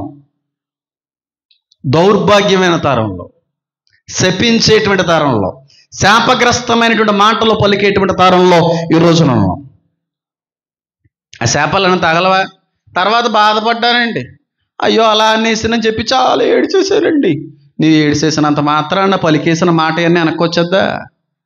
ఖచ్చితంగా తగులుతుంది. ఆ వ్యక్తికి ఖచ్చితంగా తగులుతుంది. అది ఎవ్వరూ తప్పించలేరు. ఒక్కసారి నీ నోట నుండి దీవెన వచ్చినా, శాపగ్రస్తమైన వచ్చినా మళ్ళీ వెనక్కి తీసుకోవడానికి లేదు. అది వెళ్ళిపోద్ది. అది నువ్వు తర్వాత పశ్చాత్తాపడినా, అయ్యో అలా అనేసానేటండి, చాలా బాధ పెట్టేశానండి, చాలా బాధపడితే వెళ్ళిపోయాడండి, అన్నం తినకుండా వెళ్ళిపోయాడండి, కంచం కింద పెట్టేసిపోయాడండి అని నువ్వు బాధపడినా, పలికిన శాపం ముందు చూడు, రేపు రోజున ఆ వ్యక్తి యొక్క పతనానికి ఆ శాపం ఉపయోగపడుతుంది. నా కుటుంబంలో కొంతమంది తట్టుకోలేక అసహనాన్ని వ్యక్తపరుస్తూ భరించలేనటువంటి పరిస్థితుల్లో కొన్నిసార్లు శపించారు పిల్లల్ని. వాళ్ళ జీవితాలు ఏమైపోయినా దగ్గర నుంచి చూసిన వ్యక్తిగా నేను చెప్తున్నాను ఈ మాట. వెనకడ తరాల గురించి మాట్లాడుతున్నాను. అస్సలా పలకూడదు, పోటును పలకూడదు. సాతాను వాడుకుంటాడు ఒక వ్యక్తిని శపించడానికి, ఇంకొక వ్యక్తిని శపించడానికి ఈ వ్యక్తిని వాడుకుంటాడు. నువ్వు వాడబడుతున్నావా దేవుని దగ్గర, సాతాను కొరకు వాడబడుతున్నావు అర్థం చేసుకో. ఎంత ఈజీగా నేస్తారండి భర్తల్ని. కాళ్ళు అడిపోలా భర్త, ఆ కాళ్ళు అడిపోతే 4 మెతుకులు వస్తాయా నీ నోటి వరకుని? ఆ భర్త ఉన్నాడు కాబట్టి పక్కనున్న ఏ కుక్కలో దగ్గరికి రావట్లేదు. ఒకసారి భర్త వెళ్ళిపోయిన తర్వాత కుక్కలు కాదు, పందులు కూడా నీ వెనకాల పడతాయి. ఏ భర్తో, ఏ చేతకైన భర్తో, ఏ పనిపాటు లేని భర్తో, ఏ నిరుద్యోగ సంబంధమైన భర్తో వాడు ఉన్నాడు కాబట్టి కుక్కలు ఇంకా దూరంగా ఉన్నాయండి. ఒకసారి ఆ వ్యక్తికైనా దూరం అయిపోతే నువ్వు ఎటు చూస్తాయి కుక్కలో ధైర్యం వచ్చేస్తుంది వాళ్ళకి. ఆ భర్త ఒక ధైర్యం, భార్య గారికి ఒక ధైర్యం, ఒక బలమైన స్తంభం, ఒక బలమైన ధీమా ఆ భర్త లేకపోతే ఎంత అవమానం. ఆ భార్యకి అవమానం కంటే కూడా చులకనైపోద్ది లోకంలో. వ్యభిచారి కంటే కూడా దారుణమైన రీతిలో చూస్తూ ఉంటారు. ఛాన్స్ కోసం ఎదురు చూసేటువంటి రోజులు ఎదురవుతాయి అలాంటి పరిస్థితుల్లో. శపిస్తున్నావా ఈరోజు? నువ్వు నీ భర్త గారిని శపిస్తా ఉన్నావా? నీ కాళ్ళు పడట్లేదని శపిస్తున్నావా? నీలాంటోడు ఎందుకు బతుకుతున్నాడు రా అని చెప్పి శపిస్తా ఉన్నావా? పని పాటులు లేకుండా ఎంతకాలం తిని తొంగుంటావరా అని శపిస్తా ఉన్నావా? నీలాంటి వాడిని చేసుకున్న జీవితం ఎలాగైపోయిందిరా బాబుని శపిస్తా ఉన్నావా? చాలాసార్లు నీకన్నా సిగ్గేస్తుందా లేదో నాకు తెలియదు, కానీ ఆ కంచంలో అన్నం పెడుతున్నప్పుడు నాకు సిగ్గేస్తుందని చెప్పి చాలాసార్లు మనోదుఖాన్ని కలిగించిన భార్యవైతే ఆ శాపం భర్తకే తగులుతుంది. నీ యొక్క అనుభవాన్ని బట్టి, నీ యొక్క మనస్తత్వాన్ని బట్టి, నీ యొక్క హృదయాంతరంగాల నుంచి వచ్చిన ఆలోచన బట్టి కూడా నీ బిడ్డలు కూడా శపించబడతారు. నువ్వు శపించబడతావు, అందులో సందేహం లేదు. మంచిది కదా అది. దీవెనకరమైన మాట మాట్లాడండి, ఆశీర్వాదకరమైన మాట మాట్లాడండి. ఒకవేళ అది మీకు చేత కాకపోతే నోరు మూసుకొని కూర్చోండి. నేను ఇలా దీవించడం లేదు, నాకు రావండి, ఓపిక అసలు చాలా తక్కువ అండి, నాకు సహించలేనండి, అనేస్తూ ఉంటానండి అనే వ్యక్తి అయితే అసలు ఏం మాట్లాడక, నోరు జారకుండా జాగ్రత్త పడిపో నువ్వు. అంతేగాని భర్త గారు కాలు పడిపోవాలని, మూల పడిపోవాలని, నీకు సాగు రావట్లేదని, చేయలేకపోతున్నానని, ఏం తెచ్చిపెట్టావని, నీలాంటి బతుకుంటే అంతా పోతాయి అంతని, నువ్వు నీలాంటి చచ్చిపోతా 2 రోజులు ఏడుస్తాను, తర్వాత మర్చిపోతాను. ఈ మాటలన్నీ కూడా ఏమవుతాయి? శాపంగా మారుతాయి. శాపంగా మారిపోతాయి అన్నీ కూడా. సాతాను వాడుకుంటున్నాడు మరొక మనిషిని, మరొక వ్యక్తిని శపించడానికి సాతాను మరొక మనిషిని వాడుకుంటున్నాడు. ఒకవేళ శపించే భారీగాను ఉంటే మాత్రం గ్రహించుకో, నీలో ఉన్నది పరిశుద్ధాత్మ దేవుడైతే కానే కాదు. పిల్లలు శపించే తల్లిదండ్రులు ఉంటారా? పిల్లల్ని శపిస్తూ ఉంటారు. ఆడికి ఉద్యోగం సౌద్యోగం లేదంటే ఎందుకు పని పాటికి దేనికి ఉపయోగపడరా? తినేసి గంగిరెద్దులా ఏడుస్తూ ఉంటావు, రోడ్డు మీద తిరగడం తప్ప ఎందుకు ఉపయోగపడతావురా? నీలాంటి వాడిని కనకపోతేనే బాగుండు, నీలాంటి వాడికి పెట్లా పోతున్నారా బాబు, భోజుకి దండరా బాబు, భూమికి భారనరా బాబు, ఎందుకు వచ్చిన బతుకురా నీ బతుకు, నీకు సాగు రావట్లేదట్రా, ఇలా అంటున్నాను ఏమనుకోకరా, సిగ్గెత్తలేదట్రా నీ ఎదవ బతుక్కి, ఎప్పుడు పోతారు? నీలాంటి వాడు పోతానే కొంచెం ప్రశాంతంగా బతుకుతాను రా ఇలాంటి తల్లినని. తర్వాత నువ్వు బాధపడిన లాభం ఉందా? శాపం బయటికి వెళ్ళిపోయిన తర్వాత. కొంతమంది నిరుద్యోగ సంబంధమైన పరిస్థితుల్లో ఉంటారు, నిరుద్యోగులుగా వాళ్ళ జీవితాన్ని కొనసాగిస్తూ ఉంటారు, ఉద్యోగాలు ఉండవు, అని తిడతా ఉంటారు, సొంత తల్లి తిడతా ఉంటుంది. పెట్ల పోతడం దున్నపోతులో తినేసి పడుకోవడం తప్ప ఏ పని పోటీ చేద్దాం దున్నపోతుకే. అందరూ పోతున్నారు, కుక్క పోతుంది, పంది పోతుంది, ఎదురింటి తాతగారే పోతున్నాడు. ఆ తాత ప్లేసులు నువ్వు పోతే బాగుండరా, ముఖం ఎత్తుకోలేకపోతున్నావు, నాన్నగారు అవమానాన్ని భరించలేకపోతున్నారు, తల్లిగారిగా నేను బాధ అనుభవించలేకపోతున్నానని చెప్పి సొంత పిల్లల్ని చెప్పించేటువంటి తల్లులు. మీకు విషయం చెప్తున్నాను చూడండి, నేను కూడా అక్కడి నుంచి వచ్చిన వ్యక్తిగా నేను చెప్తున్నాను. ఒకవేళ మీ ఇళ్లల్లో ఎవరైనా పని పాటు లేకుండా, ఉద్యోగాలు లేకుండా ఇంకా ఖాళీగా తిరుగుతున్నటువంటి వ్యక్తులు ఎవరైనా ఉంటే మీకు ఓపుకుంటే 4 మెతుకులు పెట్టండి, అంతకు మించి ఒక మాట కూడా అనకండి. ఎందుకో చెప్పమంటారా? నీలాటోడు ఉంటే అంత పోతే అంత అన్న ప్రతి మాటలో కూడా ఆ వ్యక్తి నీ ఎదురుగుండా బాధ పోవచ్చు, కానీ నువ్వు లేని సమయంలో చాలా బాధపడుతూ ఉంటాడు ఆ వ్యక్తి. నా సొంత తల్లే ఇలా అంటా ఉంటే నేను ఎవరి కోసం బతకాలి, ఎందుకోసం బతకాలి, ఎందుకు వచ్చిన జీవితం దరిద్ర కొట్టి జీవితం, పోతే బాగుండి కదా అని కూడా అనిపిస్తూ ఉంటుంది వాళ్ళకి. కానీ ఒక విషయం చెప్తున్నాను తల్లికి తండ్రికి, ఒకవేళ ఏ ఉద్యోగం సద్యోగం లేని కొడుకులు ఒకవేళ మీ కుటుంబంలో ఉంటే వాళ్ళని ఎప్పుడైనా సరే ఎందుకు వచ్చిన బతికే నీలోటోడికి పెట్టడం దండగా అనేటువంటి మాట కానీ ఒకవేళ తల్లిగా నువ్వు అంటే, ఒక మాట మాత్రం చెప్తున్నాను గుర్తుపెట్టుకోండి, ఏ కొడుకైనా సరే బ్రతికే తల్లి కోసమే. నువ్వేమో చచ్చిపోవాలనుకుంటున్నావు, నేను బతికి మా తల్లిని చూసుకోవాలి నా కొడుకు అనుకుంటా ఉంటాడు. నిజంగా కొడుకు బాధ్యతలో కొడుకుల్లా నేను ఉన్నాను కాబట్టి చెప్తున్నాను. ఏ కొడుకైనా అనుకుంటాడు, మా తల్లిని నేను బ్రతికి చూపించాలి, ఉద్యోగం చేసి మా అమ్మని బాగా చూసుకోవాలి అని అనుకునేటువంటి కొడుకు యొక్క హృదయాన్ని బ్రతలు కొట్టి తల్లి యొక్క మాటలే. సొంత తల్లి ఈ కొడుకేమో నువ్వు బతకాలి, నేను బతకాలి, మా అమ్మని బాగా చూసుకుని నేను అనుకుంటా ఉంటాడు. ఈ తల్లా ఉంటుంది, నువ్వు ఎందుకురా బతకడం, భూమికి వారం సత్తే పోదు కదరా అని చెప్పి ఈ తల్లి అంటా ఉంటుంది. ఎంత నలుగుడు ఉంటుందో నాకు తెలుసు ఆ పరిస్థితుల్లో. ఈరోజు మా ఇంట్లో అలా నన్ను అనలేదు, కానీ నేను అలాంటి చూశాను కాబట్టి చెప్తున్నాను. అనకండి ఎప్పుడు కూడా అలాంటి శాపకరమైనటువంటి మాటలు పలకూడదమ్మా. ఆత్మపూర్ణాలవైతే, ఆత్మతో అలంకరించబడిన వ్యక్తివైతే, పరిశుద్ధాత్మ దేవుని మూలంగా ఆవరించబడినటువంటి వ్యక్తివైతే నీ నోట నిరంతరము కూడా దీవెనకరమైన వచనం మాత్రమే రావాలి. ఓపిక సన్నగిలిపోతుంది కదండి, సహనాన్ని కోల్పోతున్నాం కదండి, పుసుక్కుని అనేసానండి. అసలు పొరపాటున అసలు ఆ మాట ఎలా అవుతుందో చెప్పండి. సొంత పిల్లల్నే నువ్వు ద్వేషిస్తున్నావు అంటే ఇంక ఇరుగు పొరుగు వాళ్ళని ఎప్పుడు ప్రేమిస్తావమ్మా నువ్వు? సొంత వారినే, సొంత కుటుంబంలో ఉన్నటువంటి వ్యక్తుల్నే నువ్వు శపిస్తా ఉన్నావు అంటే ఇంక ఇరుగు పొరుగు వాళ్ళ పట్ల నువ్వు ఏ విధంగా వ్యవహరిస్తావో అక్కడే అర్థమైపోతుంది కదా. ఒకవేళ అలాంటి పరిస్థితుల్లో ఒకవేళ మీరుంటే మీలో ఉన్నది ఆయన మాత్రం కానే కాదు. ఆయన ఎట్టి పరిస్థితుల్లో లేడు. మళ్ళీ చెప్తున్నాను, 1000% చెప్పగలను, అలాంటి మాటలు పలుకుతున్న వ్యక్తుల్లో ఆయన ఉండలేడు. ఆయన ఉంటే అలాంటి మాటలాడలేము, అసలు మాట్లాడలేము ఆ మాటని మనం. ఎప్పుడు శాపమే, ఎప్పుడు శాపమే, ఎప్పుడు శాపమే. ఇక్కడేమో హల్లెలూయా, స్తుతి, స్తోత్రం, మహిమ మహిమ మహిమ మహిమ అంటా ఉంటుంది. ఇంటికి వెళ్ళి భర్త గాను ఓ బూతులు బూతులు బూతులు బూతులు బూతులు బూతులు బూతులు. గొడవ వచ్చిందంటే మాత్రం ఇంకా బిగ్గరగా ఏం చేద్దేవిడి అరుస్తూ ఉంటుంది. బిగ్గరగా స్తుతించి తప్పేమీ లేదు, బిగ్గరగా దేవుణ్ణి ఆరాధించి తప్పేమీ లేదు, బిగ్గరగా ప్రార్థించి తప్పేమీ లేదు, బిగ్గరగా కీర్తనలు పాడు, తప్పేమీ లేదు. బిగ్గరగా దైవిక సంబంధమైన స్వరంతో ఏ విధంగానూ ఆర్భటించినప్పటికీ కూడా తప్పు కాదు. కానీ బిగ్గరగా మాత్రం దుర్భాషలతో కూడిన మాటలు మాట్లాడడం మాత్రం అది భయంకరమైన నేరం. సూపర్ పాడుతూ ఉంటారు ఇక్కడ పాటలు, సూపర్ చేస్తూ ఉంటారు, ప్రార్థన అద్భుతంగా బైబిల్ చదువుతూ ఉంటారు. అదే నోటుతో మళ్ళీ బయటికి వెళ్ళి బిగ్గరగా ఏం చేస్తూ ఉంటారు? అరుస్తూ ఉంటారు, గొడవలు పెట్టుకుంటూ ఉంటారు కొంతమంది. నిజంగా చెప్తున్నాను చూడండి, కుక్కల బండి రోడ్డు మీదకి వచ్చినప్పుడు కుక్కలు పారిపోతా లేదో నాకు తెలదు, కానీ కొంతమంది ఆంటీలు కానీ రోడ్డు మీదకి వచ్చారంటే ఇదంతా ఏమైపోద్ది? ఖాళీయే. అమ్మ బాబు బయటకు వచ్చేసింది ఈరోజు మాత్రం ఎవడో ఒకడో డెప్ప ఎగర కూడా ఎదురా బాబు అని చెప్పి కుక్కలు మనుషులు ఇంక ఇదంతా ఖాళీయే. అలాంటి వ్యక్తులు ఉంటారు కొంతమంది క్రైస్తవ ప్రపంచంలో. మళ్ళీ పెద్ద పెద్ద భక్తులు, పెద్ద పెద్ద ఆరాధికులు, గొప్ప గొప్ప కీర్తనాకారులు, వీళ్ళందరూ గొప్పగా స్తుతిస్తూ ఉంటారు దేవుణ్ణి. ఏదో నాకు గొడవ వచ్చిందంటే బిగ్గరగా పాటలు పాడిన వాళ్ళే బిగ్గరగా అక్కడ ఏం చేస్తూ ఉంటారు? బయట గొడవలు పెట్టుకుంటూ ఉంటారు. బిగ్గరగా బూతులు మాట్లాడేటువంటి వాళ్ళు. బూతులు మాట్లాడుతున్నారు ఎవరన్నా ఇక్కడ? లేకపోతే ఈ మాట ఎందుకు వస్తుంది? చీటికి మాటికి బూతులు మాట్లాడుతున్నావా? పైకైతే బాగా చాలా అందంగానే సౌమ్యంగానే ఆ నిర్మలమైనటువంటి పౌరం వల్లే కనబడుతున్నావు, కానీ డేకలాగా అయిపోతున్నావు కొన్నిసార్లు. రక్కేస్తాను, పొడిసేస్తాను, గీసేస్తాను అంటున్నావు బయటికి వెళ్ళిన తర్వాత. చాలా మంచిది కాదు, అస్సలు మంచిది కాదు. నిజంగా నీ నోట ఏ దుర్భాష కూడా, వ్యర్థమైన మాట కూడా పలకూడదన్న బైబిల్ గ్రంథంలో. ఆత్మపూర్ణులైన వాళ్ళు, దేవుని ఆత్మతో అభిషేకించబడిన వ్యక్తులు అలాంటి బూతులు ఎలా మాట్లాడగలరండి? బూతులు ఎలా వస్తాయి నోట్లోని చెప్పండి? నాకంటే గొప్పగా మాట్లాడే వాళ్ళు మీరు ఏమన్నా బూతులు నాకు తెలియగడుగుతాను. మా అమ్మ చెవులు మూసుకునేది, మా చెల్లి చెవులు మూసుకునేది. బాబోయ్ నా జీవితంలో ఎప్పుడూ లేదు, ఎక్కడ తయారు చేస్తున్నావు ఈ బూతులు అనేది మా అమ్మ. తయారు చేయడం, బూతులు కూడా తయారు చేసేవాడిని నేను. అంత దారుణంగా తిట్టేవాడిని. ఈ రోజున పొరపాటును కూడా ఆ బూత్ అనేటువంటి ఆలోచనలో కూడా రాదు.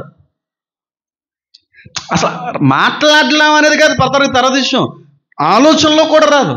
రాధా మనోహర్ దాసు ఒకలాగే మాట్లాడేసి నేను ఒకలాగే మాట్లాడితే తేడా ఏముంది? తేడా లేదు కదా.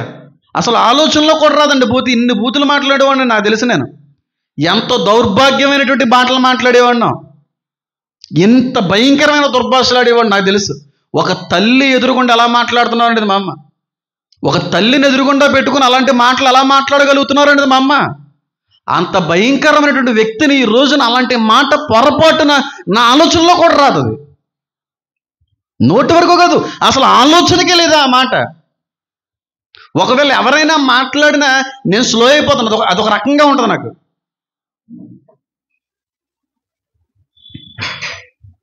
ఆత్మలో నింపబడిన వ్యక్తులు, పరిశుద్ధాత్మతో అభిషేకించబడిన వ్యక్తులు, నిజంగా ఆత్మలో లీనమైనటువంటి ఏ వ్యక్తి కూడా పొరపాటున ఏం చేయలేరు చెప్పండి?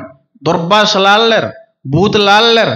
భర్తను బూతులు ఆడేటువంటి భార్యలు కొంతమంది, ఈదులో ఏదన్నా గొడవ అవుతే అక్కడ బూతులు ఆడేటువంటి వాళ్ళు కొంతమంది, ఫ్రెండ్స్ దగ్గర చాలా దరిద్రమైనటువంటి మాటలతో మాట్లాడేటువంటి వ్యక్తులు కొంతమంది. పరిశుద్ధాత్మతో నింపబడినటువంటి వ్యక్తి దుర్భాషను ఎలాగ ఉచ్చరించగలదండి? ఎలా ఉచ్చరించగలరు చెప్పండి? ఆ మాట ఎలాగొస్తుంది చెప్పండి? అసలు రాలేదు.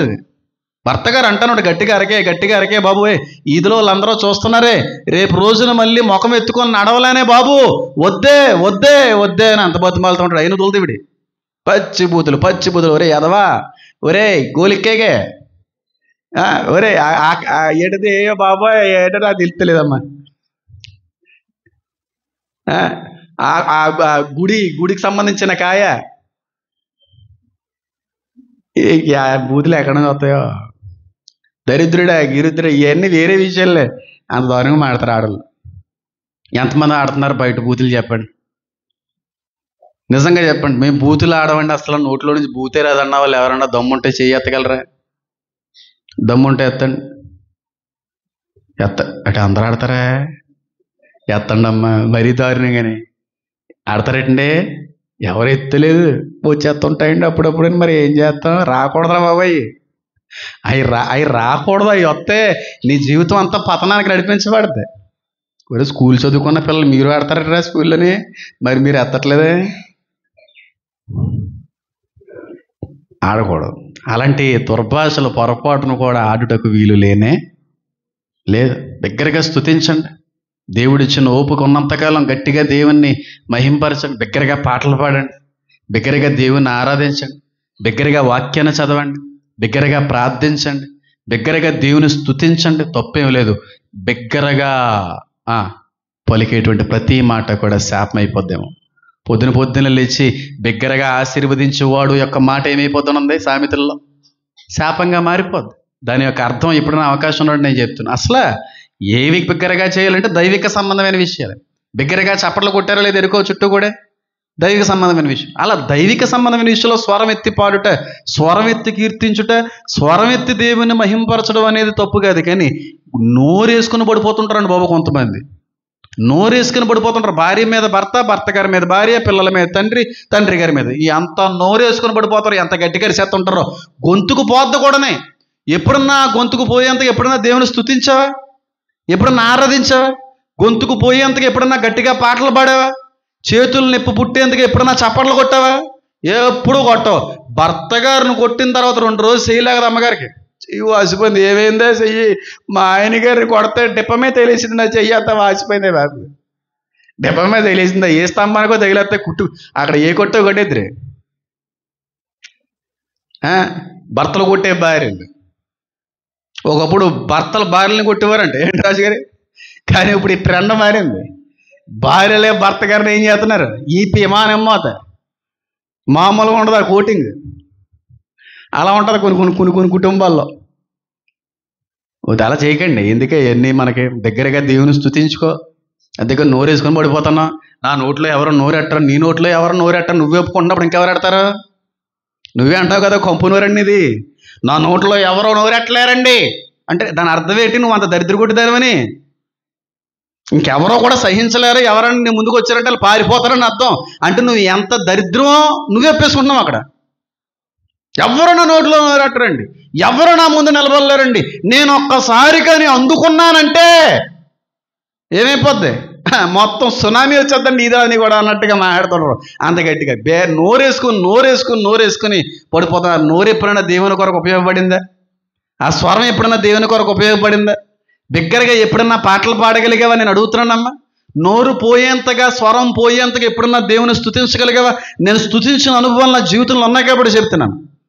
నోరు రావట్లేదండి, గొంతు పోయిందండి, దేవుడిని ఆరాధించి అని చెప్పగలిగే విశ్వాసులు ఈ రోజులు ఉన్నారా? అరిసి గొంతు పోయిందండి, తిట్టి గొంతు పోయిందండి, గొడవలో పెట్టుకొని గొంతు పోయిందనే వ్యక్తులే తప్ప పాటలు పాడి గొంతు పోయిందన్న వ్యక్తులు ఎక్కడున్నారా? ఏ పరిచయంలో ఉన్నారు చెప్పండి? ఎక్కడున్నారు చెప్పండి? ఒకళ్ళుంటే చెయ్యొద్దని నేను చెప్తున్నాను. ఈరోజు నేను ఆరాధించానండి కుటుంబంలో. ఎంతగా దేవుని ఉత్సాహంతో దేవుని స్తుతించానంటే అంతగా ఉత్సాహంతో దేవుని స్తుతించాను. అంత బిగ్గరగా దేవుడికి నేను మహిమ చెల్లించాను. అంత గట్టిగా పాటలు పాడాను, అంత గట్టిగా దేవుని ఆరాధించాను. నాలో నేను లేను, దేవుల్లో లీనమైపోయానండి అన్నటువంటి మాట ఒక్కళ్ళు చెప్పగలిగే స్థితిలో ఉంటే చూపించండి. నేను వాక్యం చెప్పిన తర్వాత, ఆరాధన చేసిన తర్వాత గొంతు పోయినటువంటి సందర్భాలు మీ జీవితంలో బోల్సార్లు చూసుంటారు. నన్ను తర్వాత వారం వాక్యం చెప్పడానికి గొంతుకు రావట్లేదు అనేటువంటి అనుభవాలు బోల్సార్లు చూసుంటారు. ఆ ఉద్యమం ఉండాలి, ఆ మంట ఉండాలి, ఆ శక్తితో ఆరాధించాలి దేవుని. పరిశుద్ధాత్ముడు మీ మీదకి వచ్చినప్పుడు మీరు ఏం పొందుకుంటారో? శక్తిని పొందుకుంటారు, ఆ ఉజ్జీవాన్ని పొందుకుంటారు.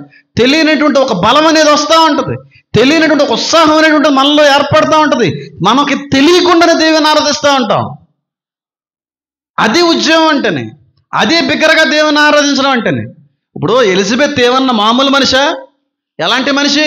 కడుపుతో ఉంది ఆవిడ, కడుపుతో ఉంది. అసలు అరొచ్చావిడి నిండు గర్భవతి, రేపో మాపో డెలివరీ లెక్క ఉంది ఆవిడ.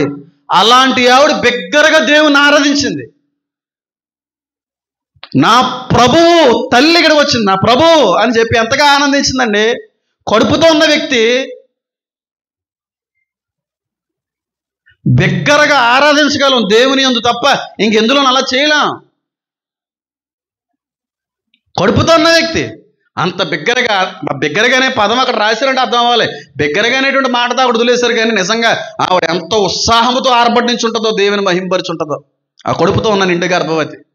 ఆవిడ భయం లేదు, కడుపులో బిడ్డ ఏమన్నా ఎఫెక్ట్ అవుద్దేమో, గట్టిగా మాట్లాడితే పిండం ఏమన్నా జారిపోద్దేమో, పిల్లోడు ఏమన్నా వైబ్రేట్ అవుతాడేమో, శిశువు ఏమన్నా పాడవుతాడేమో. లేదు, ఆ శక్తి మనలోకి వచ్చిన తర్వాత తెలియని బలం వస్తూ ఉంటుంది. తెలియని ఉత్సాహం, ఆనందం అనేటువంటిది మనలో మొదలవుతూ ఉంటుంది. నేను ఎలాగ అంటున్నానని నేను ఏమనుకోకండి. పిల్లల్ని చాలా గట్టిగా తిట్టేస్తానండి రాత్రి మీద, అందుకే గొంతు రావట్లేదండి.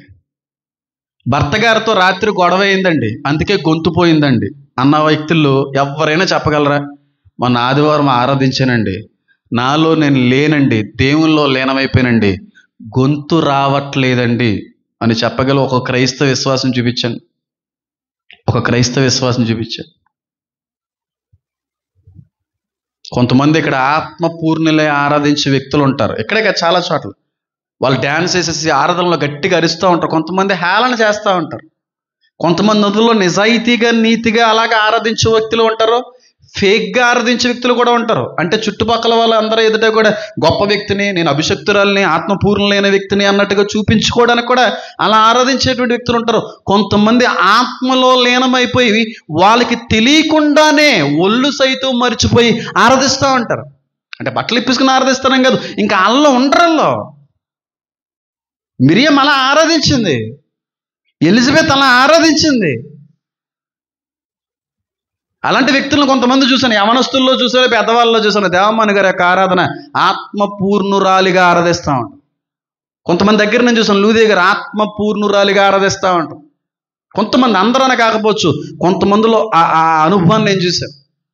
ఆ బిగ్గరగా ఓపిక లేకపోయినా, వయసు సహకరించకపోయినా ఎంతగా ఆరాధిస్తూ ఉంటారో చప్పట్లు కొడుతూ. మేరీ గ్రేస్ గారు, ఆవుల్లో కూడా నా అనుభవాన్ని నేను చూశాను. షేబలో చూశాను, షారోన్లో చూశాను అనుభవాన్ని నేను. ఆరాధిస్తున్నప్పుడు ఆత్మలో ఆరాధించాలండి, ఆత్మలో లీనమైపోలే. మనకి చుట్టుపక్కల ఉన్నది ఏది కూడా కనబడదు, ఏది కూడా మనకు అనిపించదు, ఇంక పూర్తిగా ఆయనలో కలిసిపోతాం మనం. ఆరాధన కావాలి, ఆత్మలో లీనమైన ఆరాధన కావాలి. నన్ను ఆరాధించువారు ఆత్మతో, అప్పుడు బిగ్గరగా ఆరాధిస్తూ ఉంటాం. మన పాపాలు మనకు గుర్తొస్తూ ఉంటాయి, పశ్చాత్తాపడుతూ ఉంటాం. దేవుని యొక్క శక్తిని, గొప్పతనాన్ని, ఆయన యొక్క పరిపక్వతను, ఉన్నత తత్వాన్ని, ఔన్నత్యాన్ని గ్రహించి తెలియకుండా ఆరాధిస్తూ ఉంటాం. కళ్ళంటి నీళ్ళు తెలియకుండా దారదారులుగా కారుతూ ఉంటాయి. బిగ్గరగా స్వరమెత్తి పాడుతూ ఉంటాం. ఇక్కడ వాళ్ళు ఉంటారు చూడండి, బయట ఇలా కొడుతున్నారు, అయ్యేం చెప్పట్లరా. కొంతమంది సౌమ్య సూపర్ కొడుతుంది, ఆ పిల్ల చప్పట్లు కొట్టినట్టుగా ఎవరో కొట్ట యవనస్తురాలు. కొంతమంది నిరంతరం చూశాను ఇలా అంటున్నారు, ఇదేం చెప్పటంటే ఆ రైల్వే స్టేషన్లో ట్రైన్లో తిరుగుతారు అలాంటి వాళ్ళతో కలిసిపో శుభ్రంగానే సరిపోద్ది. అయ్యేం చెప్పట్లు ఇలాగ ఫాట్ ఫాట్ మన కొట్టాలి, కానీ పిల్లలను కొడతాం చూడు అలా కొట్టాలి చప్పట్లు. అసలు ఉద్యమం లేదు, ఒక ఆత్మారాధన లేదు. దేవునికి ఆరాధిస్తున్నాం, దేవుడితో గడుపుతున్నాం, దేవుని నామంలో మనం ఆరాధిస్తున్నాం, దేవుని మందిరంలోకి వచ్చాం అనే కనీస భయం లేకుండా ఏదో ఆరాధించాలే అంటారేట్రా. సిగ్గు లేకపోతే సరే, సిగ్గేస్తుందా నాకు? ఆయనకి సిగ్గేది పెద్ద శాప మీద కూర్చుంటుంది. ఎంత ఆరాధించాలి, లేదా ఇంట్లో కూర్చొని అన్ని మూసుకొని పడుకోండి, ఏ రొగ్గే వేసుకొని. ఆరాధనలో ఆత్మపూర్ణురాలుగా, ఆత్మపూర్ణుడే ఆరాధించాలి. నేను ఆరాధిస్తే అలాగే ఆరాధిస్తాను, నేను ఇక్కడ పాట పాడితే అలాగే పాడతాను. లేదు, నాకు పాడే ఆలోచన లేదు, పాడను. నేను ఆయన ప్రేరేపిస్తే పాడమంటే అలా పాడతాను, లేదా పాడను. నేను పాటలు పాడాలి కాబట్టి పాడటం కాదు, మనకు ఉండాలి, ఆ ప్రేరణ ఉండాలి, ఆత్మలో ఉద్యమం కలగాలి. పాడేవంటే నలుగురు ఉద్యమంలో నడిపించాలనే ఉద్దేశంతో చేయాలి తప్ప అయ్యేటండి బాబా ఆరాధన ఏంటంటే అది. ఆ ఆరాధన ఏంటండి? ఎవరి గొంతులైనా పోయినాయా? ఏ రోజైనా దేవుని ఆరాధిస్తున్న క్రమంలో ఎవరి చేతులైనా నొప్పు పడుతున్నాయా? దేవుని ఎదుట చప్పట్లు కొడుతున్న సమయంలో, దేవుని నామాన్ని జ్ఞాపకం చేసుకుని చప్పట్లో ఉత్సాహధ్వనిని చెల్లిస్తున్న సమయంలో ఎవరి చేతులైనా నొప్పి పడుతున్నాయా? నాకు తెలిసి చీమ కానీ దోమ కానీ మధ్యలో పడుతుంది, అది మాత్రం సావదు, అంత నెమ్మదిగా పడుతుంది. పొరపాటున ఏగొచ్చినా దానికి ఏమి అబ్బాయి ఎంత పొందో ఇంకా ఇంకా చల్లగా ఉంటుంది అనుకుంటుంది అది మధ్యలో. అలా ఉంటే మన చప్పట్లు, మన స్వరం ఎందుకు పాడుతున్నాం, ఎందుకు ఆరాధిస్తున్నాం, అసలు ఏం చేస్తున్నాం? బిగ్గరగా ఆర్భాటముతో ఆరాధించండి. మన దేవుడు రాళ్ళల్లో ఉన్న దేవుడు, రప్పల్లో ఉన్న దేవుడు, విగ్రహాల్లో ఉన్న దేవుడు అయితే ఇతను నామకార్థంగా ఆరాధించడంలో పెద్ద ఇబ్బంది ఏమి లేదు. కానీ ఆయన జీవం కలిగిన దేవుడు, జీవం కలిగిన ఆత్మతోనే ఆరాధించాలి. గట్టిగా చప్పుళ్ళు కొడుతూ దేవుని మహింపడతాం. జీవము కలిగిన దేవుడు కనుక ఆరాధించువారు జీవం ఉన్నటువంటి విధంగానే ఆరాధించాలి. ప్రాణ ఉన్నటువంటి వ్యక్తిగా ఆరాధించాలి.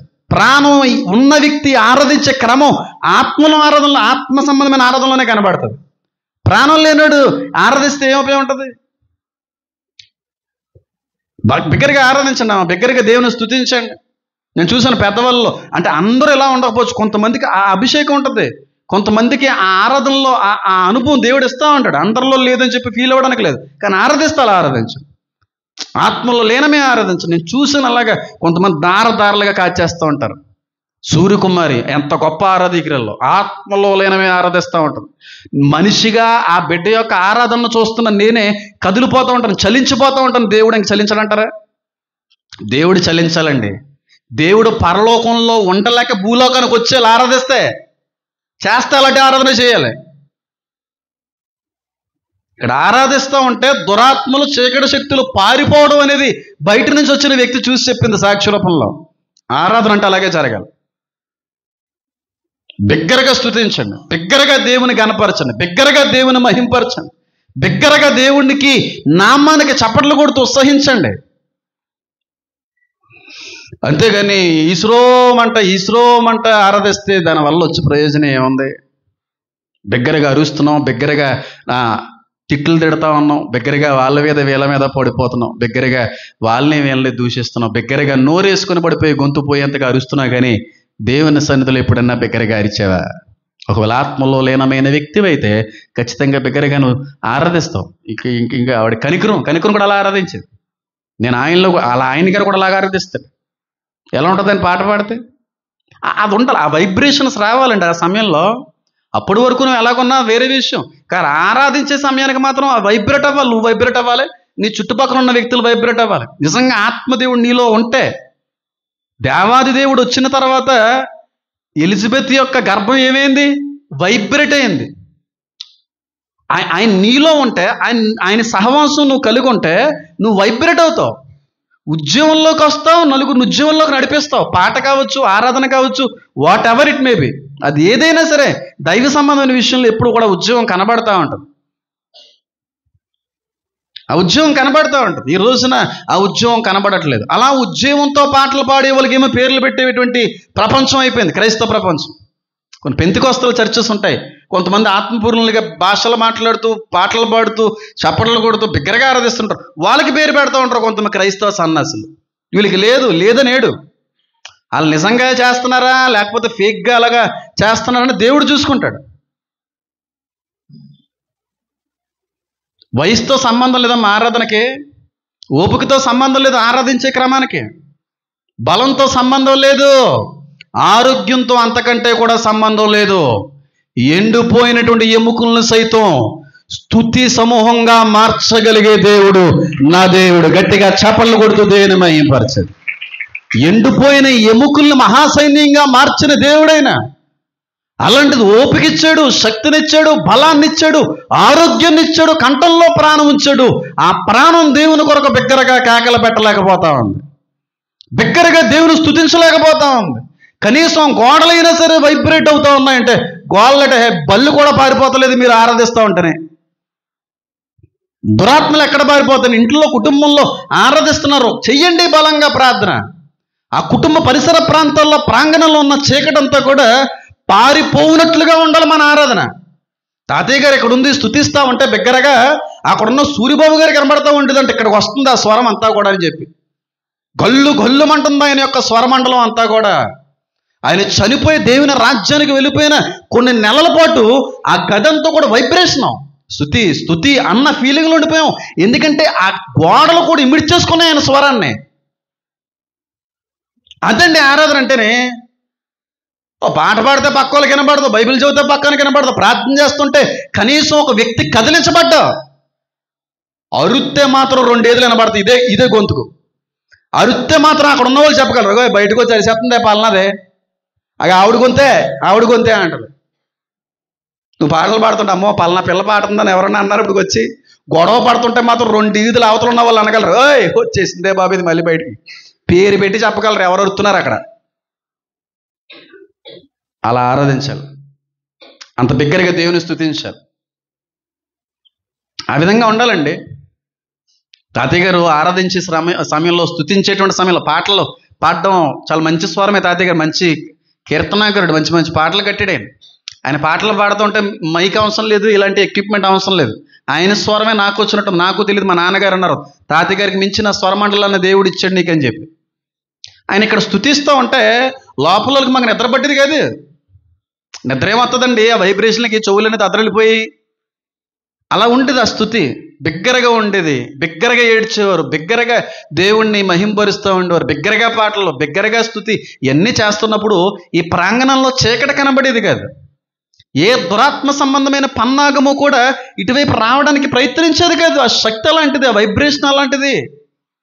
నిమ్మలంగా ఉండి నెమ్మదిగా ఉంటే ఆ ప్రార్థనలు పనిచేయమని అనట్లేదు, కానీ నీకు ఓపుకుంటే మాత్రం ఆరాధించు, నీకు ఓపుకుంటే మాత్రం దేవుని స్తుతించు, నీకు ఓపుకుంటే మాత్రం దేవుని సన్నిధుల్లో బిగ్గరగానే దేవుని గణపరచు. నన్ను గణపరచు అని నేను గణపరుస్తానన్న దేవుడైన. నీ ఓపిక, నీ శక్తి, నీ బలము, నీ ఆరోగ్యం అంతయో కూడా 100% కూడా దేవుని కొరకు వినియోగించబడాలి. 100% కూడా దేవుని కొరకు వినియోగించబడాలి. అంటే 99% దేవుడికి 1% కాదు, 100% దేవుడి కొరకు వినియోగించిన మిగిలినది ఏదన్నా ఉంటే నువ్వు వినియోగించుకో. ఏం చేస్తున్నారు? తిన్నదంతా ఏం చేస్తున్నారు? బలం ఏం చేస్తున్నారు? ఆ శక్తిని ఏం చేస్తున్నారు? అదంతా ఏమైపోతా ఉంది? ఆత్మార్థికురాలుగా ఆత్మార్థికుడిగా ఇంకా మారే అవకాశం లేదంటారా? ఇంకా బిగ్గరగా దేవుని స్తుతించేటువంటి అనుభవాలు ఇంకా మనకు రావంటారా? నాకు తెలియకడుగుతున్నాను. మళ్ళీ చెప్తున్నాను చూడండి, ఆరాధనకి ఆరోగ్యానికి సంబంధం లేదు, ఆరాధనకి వయసుకి సంబంధం లేదు, ఆరాధనకి బలహీనతకి సంబంధం లేదు, ఆరాధనకి ఓపికకి అసలు సంబంధం లేదు. ఆరాధించువాడు ఆత్మతో ఆరాధించువాడు అయితే ఆ శక్తి తెలియకుండా వస్తుంది. తెలియకుండా ముసలు డ్యాన్స్ ఏరియాకు చాలా పరిచయంలో ఎక్కడొచ్చేస్తుందా ఆ శక్తి? ఇక్కడి నుంచి అక్కడ నల్లది మళ్ళీ ముసలిదే. కానీ ఆరాధన సమయంలో ఆ ఉద్యోగం, ఆ శక్తి అనేటువంటిది రావాలి. కొన్నిసార్లు వాక్యం గట్టిగా బలంగా వివరిస్తున్న సమయంలో ఇక్కడ చేయి పెడతా ఉంటాం. మీరు ఎప్పుడన్నా గమనించుకున్నారో లేదో, చాలా వీడియోస్లో ఉంటుంది అలాగే, డొక్కలో పట్టేస్తూ ఉంటాయి. అంటే ఊపిరి తీసుకోవలసిన దానికంటే ఎక్కువ స్ట్రెస్ వాయిస్కి ఇస్తున్నప్పుడు డొక్కలు పడతా ఉంటాయి ఎవరికన్నా. అలాగే ఎప్పుడైనా అయిపోయిన డొక్క అంటున్నా, ఎప్పుడైనా పడినా పర్లేదు, ఆ ఫ్లో అలా ఉంటుంది. కొన్నిసార్లు చాలా బలంగా వెళ్ళిపోతుంది వాక్యం, 2 రోజులు వాయిస్ రాదు, అంత ఫ్లూయెంట్గా వాయిస్ ఉండదు, ఆ స్వరం ఉండదు. కొన్నిసార్లు ఇంకా ఆ ఓపికనేది లేదు. సాయంత్రకాల సమయానికి నీరసించిపోయినట్టుగా, శక్తి అంతా కూడా కోల్పోయినట్టుగా, ఏదో బలహీనంగా. అంటే నా ఓపిక మించి ఆరాధించాను, నా శక్తికి మించి దేవుని స్తుతించాను, నాకున్న ఆరోగ్యానికి మించి దేవుణ్ణి కనపరిచాను.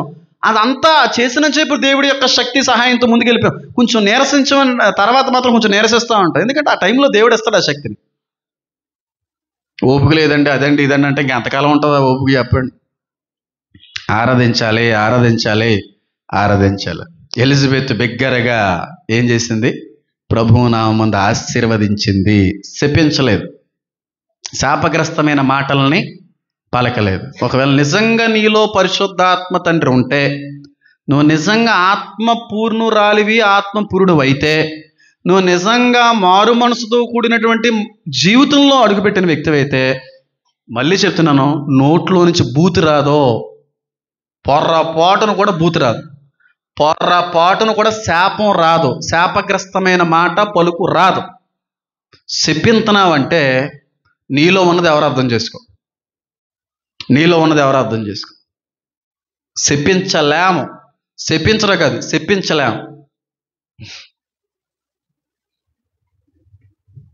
మాటిమాటికి చీటిమాటికి ప్రతి ఒక్కరిని శపించేయడం, కాళ్ళు ఇరిగిపోలే, మూల పడిపోలే. నువ్వు ఎప్పుడైతే మూల పడతావు అప్పుడే నీకు బుద్ధి వస్తుంది. నీకు మూలపడే వరకు బుద్ధి రాదో, నీకు ఆ 2 కాళ్ళు దేవుడు ఇరిసేస్తేనే నీకు బుద్ధి వద్ది. నువ్వు మాట్లాడవలసి, కాళ్ళు ఇరిసేస్తారా? కాళ్ళు ఇచ్చిన దేవుడు ఇరిసేయాలంటున్నావా కాళ్ళని? ఎంత దారుణం అండి ఆ మాటలు. సొంత భార్యలు భర్తల గారిని ఉద్దేశించి మాట్లాడుతున్నప్పుడు ఆ భర్త గారి యొక్క హృదయం బాధపడదా? పిల్లల యొక్క హృదయం బాధపడదా? ఎంత బాధది. దేవుని దృష్టిలో అది ఎంత బాధకరమైన విషయం. అది బాధకరమైన విషయం. దేవదూతల కంటే కూడా కొంచెం తక్కువగా చేసేవాడు అంతే దేవుడు. అంత శక్తిమంతులు మనం. మన నోరు పలికిందంటే అది అవ్వాలంతే. అది ఏదైనా సరే ఆ పవర్ ఇచ్చాడు దేవుడు ఈ టంకే. ఆ టంగని శాపాలకు ఉపయోగిస్తూ ఉన్నారు, దుర్భాషలకు ఉపయోగిస్తూ ఉన్నారు, కీడికి ఉపయోగిస్తూ ఉన్నారు. అలా జరగాలి ఇలా జరగాలని చెప్పి ఈ నాలుకను ఉపయోగిస్తూ ఉన్నారు. నీ జీవితం ఏమవుతుంది చెప్పండి చివరి చేసి ఒక మాట చెప్తున్నాను చూడండి. నేను ఎప్పుడు చెప్తా ఉంటాను ఈ మాటని. నువ్వు ఫైర్ చేసిన బుల్లెట్ మళ్ళీ వెనక్కి రాదు. గన్లోంచి ఒకసారి బుల్లెట్ని ఫైర్ చేసావు అనుకో, వెళ్ళిన బుల్లెట్ మళ్ళీ వెనక్కి రాదు. వస్తుందా? నువ్వు పలికిన మాట కూడా మళ్ళీ వెనక్కి రాదు. నువ్వు ఎంత బాధపడినా, అయ్యో మా ఆయన గారి నీటి అలా అనేసాను, మా పిల్లల నీటి అలా అనేసాను, మా అమ్మ నీటి అలా తిట్టేసాను, మా నాన్నగారి నీటి అలా కోప్పడిపోయాను అని బాధపడిన మాట వెనక్కి రాదు. మళ్ళీ తిరిగి వెనక్కి రానిది ఏదన్నా ఉందంటే మాటే. అందుకే జాగ్రత్తగా మాట్లాడమన్నాడు దేవుడు. జాగ్రత్తగా మాట్లాడమన్నాడు.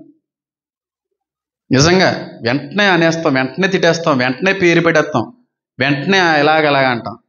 తర్వాత వెంటనే మనం అయ్యో ఇలా అనేసివేటి తప్పు అయిపోయింది, అయ్యో అనకుండా ఉంటే బాగుండు, పాపం బాధపడి ఉంటాడు, పాపం చాలా కోపంగా మాట్లాడేసానండి బాబు అని పశ్చాత్తాపడినా ఆ వ్యక్తి ఒక హృదయం మళ్ళీ అతుక్కుంటుందా? ఫెవికి వేస్తే అన్నా హృదయం అన్నా అతుక్కునే అవకాశం ఉందా? పోదో, ఆ గాయం తగ్గదమ్మా. హృదయానికి తగిలినటువంటి మాటల మూలంగా తగిలిన గాయాలు హృదయాన్ని వదిలిపెట్టవు. చాలా భయంకరమైన గాయం చేస్తుంది అది. నేను ఒకసారి చెప్పాను, మీకు అది గుర్తుందో లేదో నాకు తెలియదు. ఒక తండ్రి కొడుకులు ఎప్పుడూ కూడా తిట్టుకుంటూ ఉండేవారంట. తండ్రి ఎప్పుడూ కూడా కొడుకుని చెప్తారు, అలాగ అరుత్తం ఎందుకురా, కోపం ఎందుకురా అన్నా సరే ఆ బీపీ రేస్ అయినప్పుడు తండ్రిని తిట్టేసేవాడు, తల్లిని తిట్టేసేవాడు, చెల్లిని తిట్టేసేవాడు, అందరిని తిట్టేసేవాడు. తిట్టేసిన తర్వాత కొంతసేపటికి మళ్ళీ సారీ చెప్తూ ఉండేవాడు అంట. ఇది అలవాటైపోయింది ఆ కొడుక్కి. తిట్టడం, సారీ చెప్పడం. ఉంటారు అల్లటోళ్ళు కొంతమంది ఇంట్లో. క్షమించినాన్న అమ్మమ్మ, ఓ బంగారు నీకు ఏం వండమంటావు, ఇప్పుడు తిట్టిందంత తిట్టేది మళ్ళీ పీకలమయ్యి ఆడద్దు. మళ్ళీ సాయంత్రం మీద చికెన్ తేనా, రొయ్యలు పకోడీ ఏమన్నా చేయనా, కాకిరెట్ట కూడరెట్టతో ఏమన్నా, ఇటు తిట్టిందంతా తిట్టేసి బురదంతా జల్లేసి చేపమంతా పెట్టేసి మళ్ళీ పకోడీలు వేస్తావా సాయంత్రం మీద, నేను తిన్నాం అంటాడు. మళ్ళీ తినేస్తాడు ఈ దరిద్ర కొట్టుడి, సిగ్గులేనేదా. అవి ఒకరోజు ఉండదు మళ్ళీ. అలా తిట్టేస్తా ఉన్నాడంట కొడుకు తల్లిని, తండ్రిని, చెల్లిని, ఇంకా అందరినీ పట్టుకొని వాయించడమే. కానీ వాళ్ళలో ఉన్న మంచి అనుభవం ఏంటంటే సారీ చెప్తాడు వెంటనే. బైబిల్లో ఉన్న అనుభవం ఉంది ఆయనలో. ఎందుకంటే సూర్యుడు చెప్పండి అస్తమించులోపు వీళ్ళు క్షమాపణ కోరేయాలి. ఇది కరెక్ట్. అది అలాంటి అనుభవం ఆయన. తిట్టడం, ఇబ్బంది పెట్టడం, మళ్ళీ సారీ చెప్పాడు. తండ్రి గారికి ఏం అర్థం కావట్లేదు, తిట్టేస్తున్నాడు, సారీ చెప్పేస్తున్నాడు. కానీ తల్లి ఎంత బాధపడుతుంది, తండ్రి ఎంత బాధపడుతుంది, ఆ చిట్టి చెల్లి ఎంత బాధపడుతుంది, వీడికి అర్థం అవ్వట్లేదు. ఎలా చెప్పాలరా బాబు అని చెప్పి ఆలోచనతో దేవుడు ఒక ఆలోచన ఇచ్చాడు ఈ వ్యక్తికి. ఒరే అబ్బాయిలరా అని, ఒరే నీ కోపం వచ్చిన ప్రతిసారి కూడా నన్ను, మీ అమ్మని, మీ చెల్లిని ఊహించుకొని గోడ కేసి మేకులు కొట్టేస్తుండు. మాకెట్టు పొడిసేస్తున్నట్టుగా ఫీల్ అయిపో నువ్వు. మా మీద ఎప్పుడు కోపం వచ్చినా, మమ్మల్ని ఎప్పుడు తిట్టాలనుకున్నా తిట్టి మళ్ళీ సారీ చెప్తున్నావు ఎందుకు? మేకులు తీసుకుని గోడను కొట్టే. కోపం వచ్చిన ప్రతిసారి కూడా మేకులు తీసి గోడ కొట్టే. అంటే ఇదేదో బాగుంది, అనవసరంగా అమ్మని నాన్న బాధ పెడుతున్నా, కోపం పోయేంత వరకు మేకులెట్టి గోడను కొట్టేద్దామని చెప్పి ఒక 2 కేజీలు 3 కేజీలు మేకులు తెచ్చుకుని మొత్తం కోపం వచ్చిన ప్రతిసారి గోడకేసి కొట్టేసేవాడంట. గోడకేసి కొట్టేసేవాడు. వారం రోజులు అయింది. ఒరే కోపం తగ్గిందా లేదా? కోపంలో ఉందని చెప్పి కొట్టేస్తున్నాం కానీ డాడీ, మళ్ళీ తర్వాత అందమైన గోడను పాడు చేశానన్న భావన కలుగుతుంది డాడీ అన్నాడంటే. అయితే ఓ పని చేయడం మంచిదే, అది ఇప్పుడు బాధ కలిగింది కరెక్టే, పశ్చాత్తాపడ్డావో ఒకసారి కొట్టిన మేకులన్నీ తీసేయి. ఏ మేకులైతే గోడకేసి కొట్టేసావో కోపంలో ఆ మేకులన్నీ తీసేయి. ఆ మేకులన్నీ అంటే తీసేసాడంట. మేకులు తీసేసావు, బాధతో బాధపడి అయ్యో గోడను బాధ పెట్టాను, గోడని చిరాకు చేశాను, కోపమంతా గోడ మీద చూపించానని చెప్పి కొట్టిన మేకులన్నీ తీసేసావు, చాలా సంతోషమే. మేకులన్నీ తీసేసినంత మాత్రాన్న గోడ మళ్ళీ ముందు వలె నునుపుగా వచ్చేసిందా? అదే డాడీ అలా అన్నావు. రాలేదు కదరా. నువ్వు మమ్మల్ని తిట్టేసిన ప్రతిసారి సారీ అమ్మా, సారీ నాన్న అంటున్నావు, మాటలైతే వెనక్కి తీసుకుంటున్నావు, కానీ తగిలిన గాయం మాత్రం నీకు కనబడట్లేదు. అది పోదు. తగిలిన గాయం మాత్రం మానిపోదరా. అప్పుడు మారాడు ఆ వ్యక్తి. గోడకి మేకేసి కొట్టండి, మళ్ళీ మేకి తీసేయండి, మళ్ళీ ఈ మాట వెనక్కి తీసేసుకోండి, మళ్ళీ ఆ గోడ ముందు వలే అందంగా కనబడద్దంటే ఎన్ని మాటలన్నా ఎంతమంది అన్నాను. మేకును తీయచ్చు, మాటను తీయచ్చు, కానీ తగిలిన గాయాన్ని ఎవడో తీయలేడు, తగిలిన శాపాన్ని ఎవడో తీయలేడు. నోరు జాగ్రత్తగా, నాలుక జాగ్రత్తగా ఉంచుకోండి. ఒకవేళ జాగ్రత్త లేదంటే ఇంకేమీ ఆడకుండా నోరు మూసుకుని కూర్చోడు. పరిశుద్ధాత్మ దేవుడు నీలో ఉన్న ఎడల నువ్వేం చేస్తావు? బిగ్గరగా దేవుని స్తుతిస్తావు, దేవుని ఘనపరుస్తావు, దేవుని ఆరాధిస్తావు. దేవుని మహింపరిచింది ఎలిజబెత్, బిగ్గరగా ఆత్మపూర్ణురాలే, బిగ్గరగా ఆశీర్వదించింది. ఇంకా మాట్లాడుకుంటూ వెళ్ళిపోతే చాలా సందేశం ఉంది, చాలా సారాంశం ఉంది, అవకాశం లేదంతే.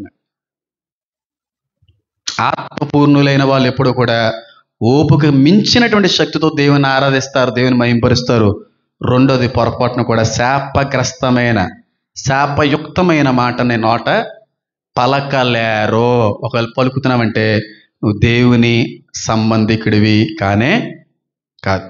కాబట్టి పరిశీలించుకోండి. ఈరోజు నీలో దేవుడు ఉన్నాడా, దైవం ఉన్నాడా? బూతులు ఆడుతున్నావంటే పరిశుద్ధాత్మ ఉందా, అపవిత్రాత్మ ఉందా? ప్రతి ఒక్కరిని కూడా కాలు పడిపోలే, కాళ్ళు ఇరిగిపోలే, మంచం మీద పడిపోలే, ఆ ఎదవ ఈ ఎదవ, గోలిక్కాయ గుడిసెట్టికాయ ఏ అంటున్నావు కదా, నువ్వు ఎవరు అర్థం చేసుకో, అర్థం చేసుకో.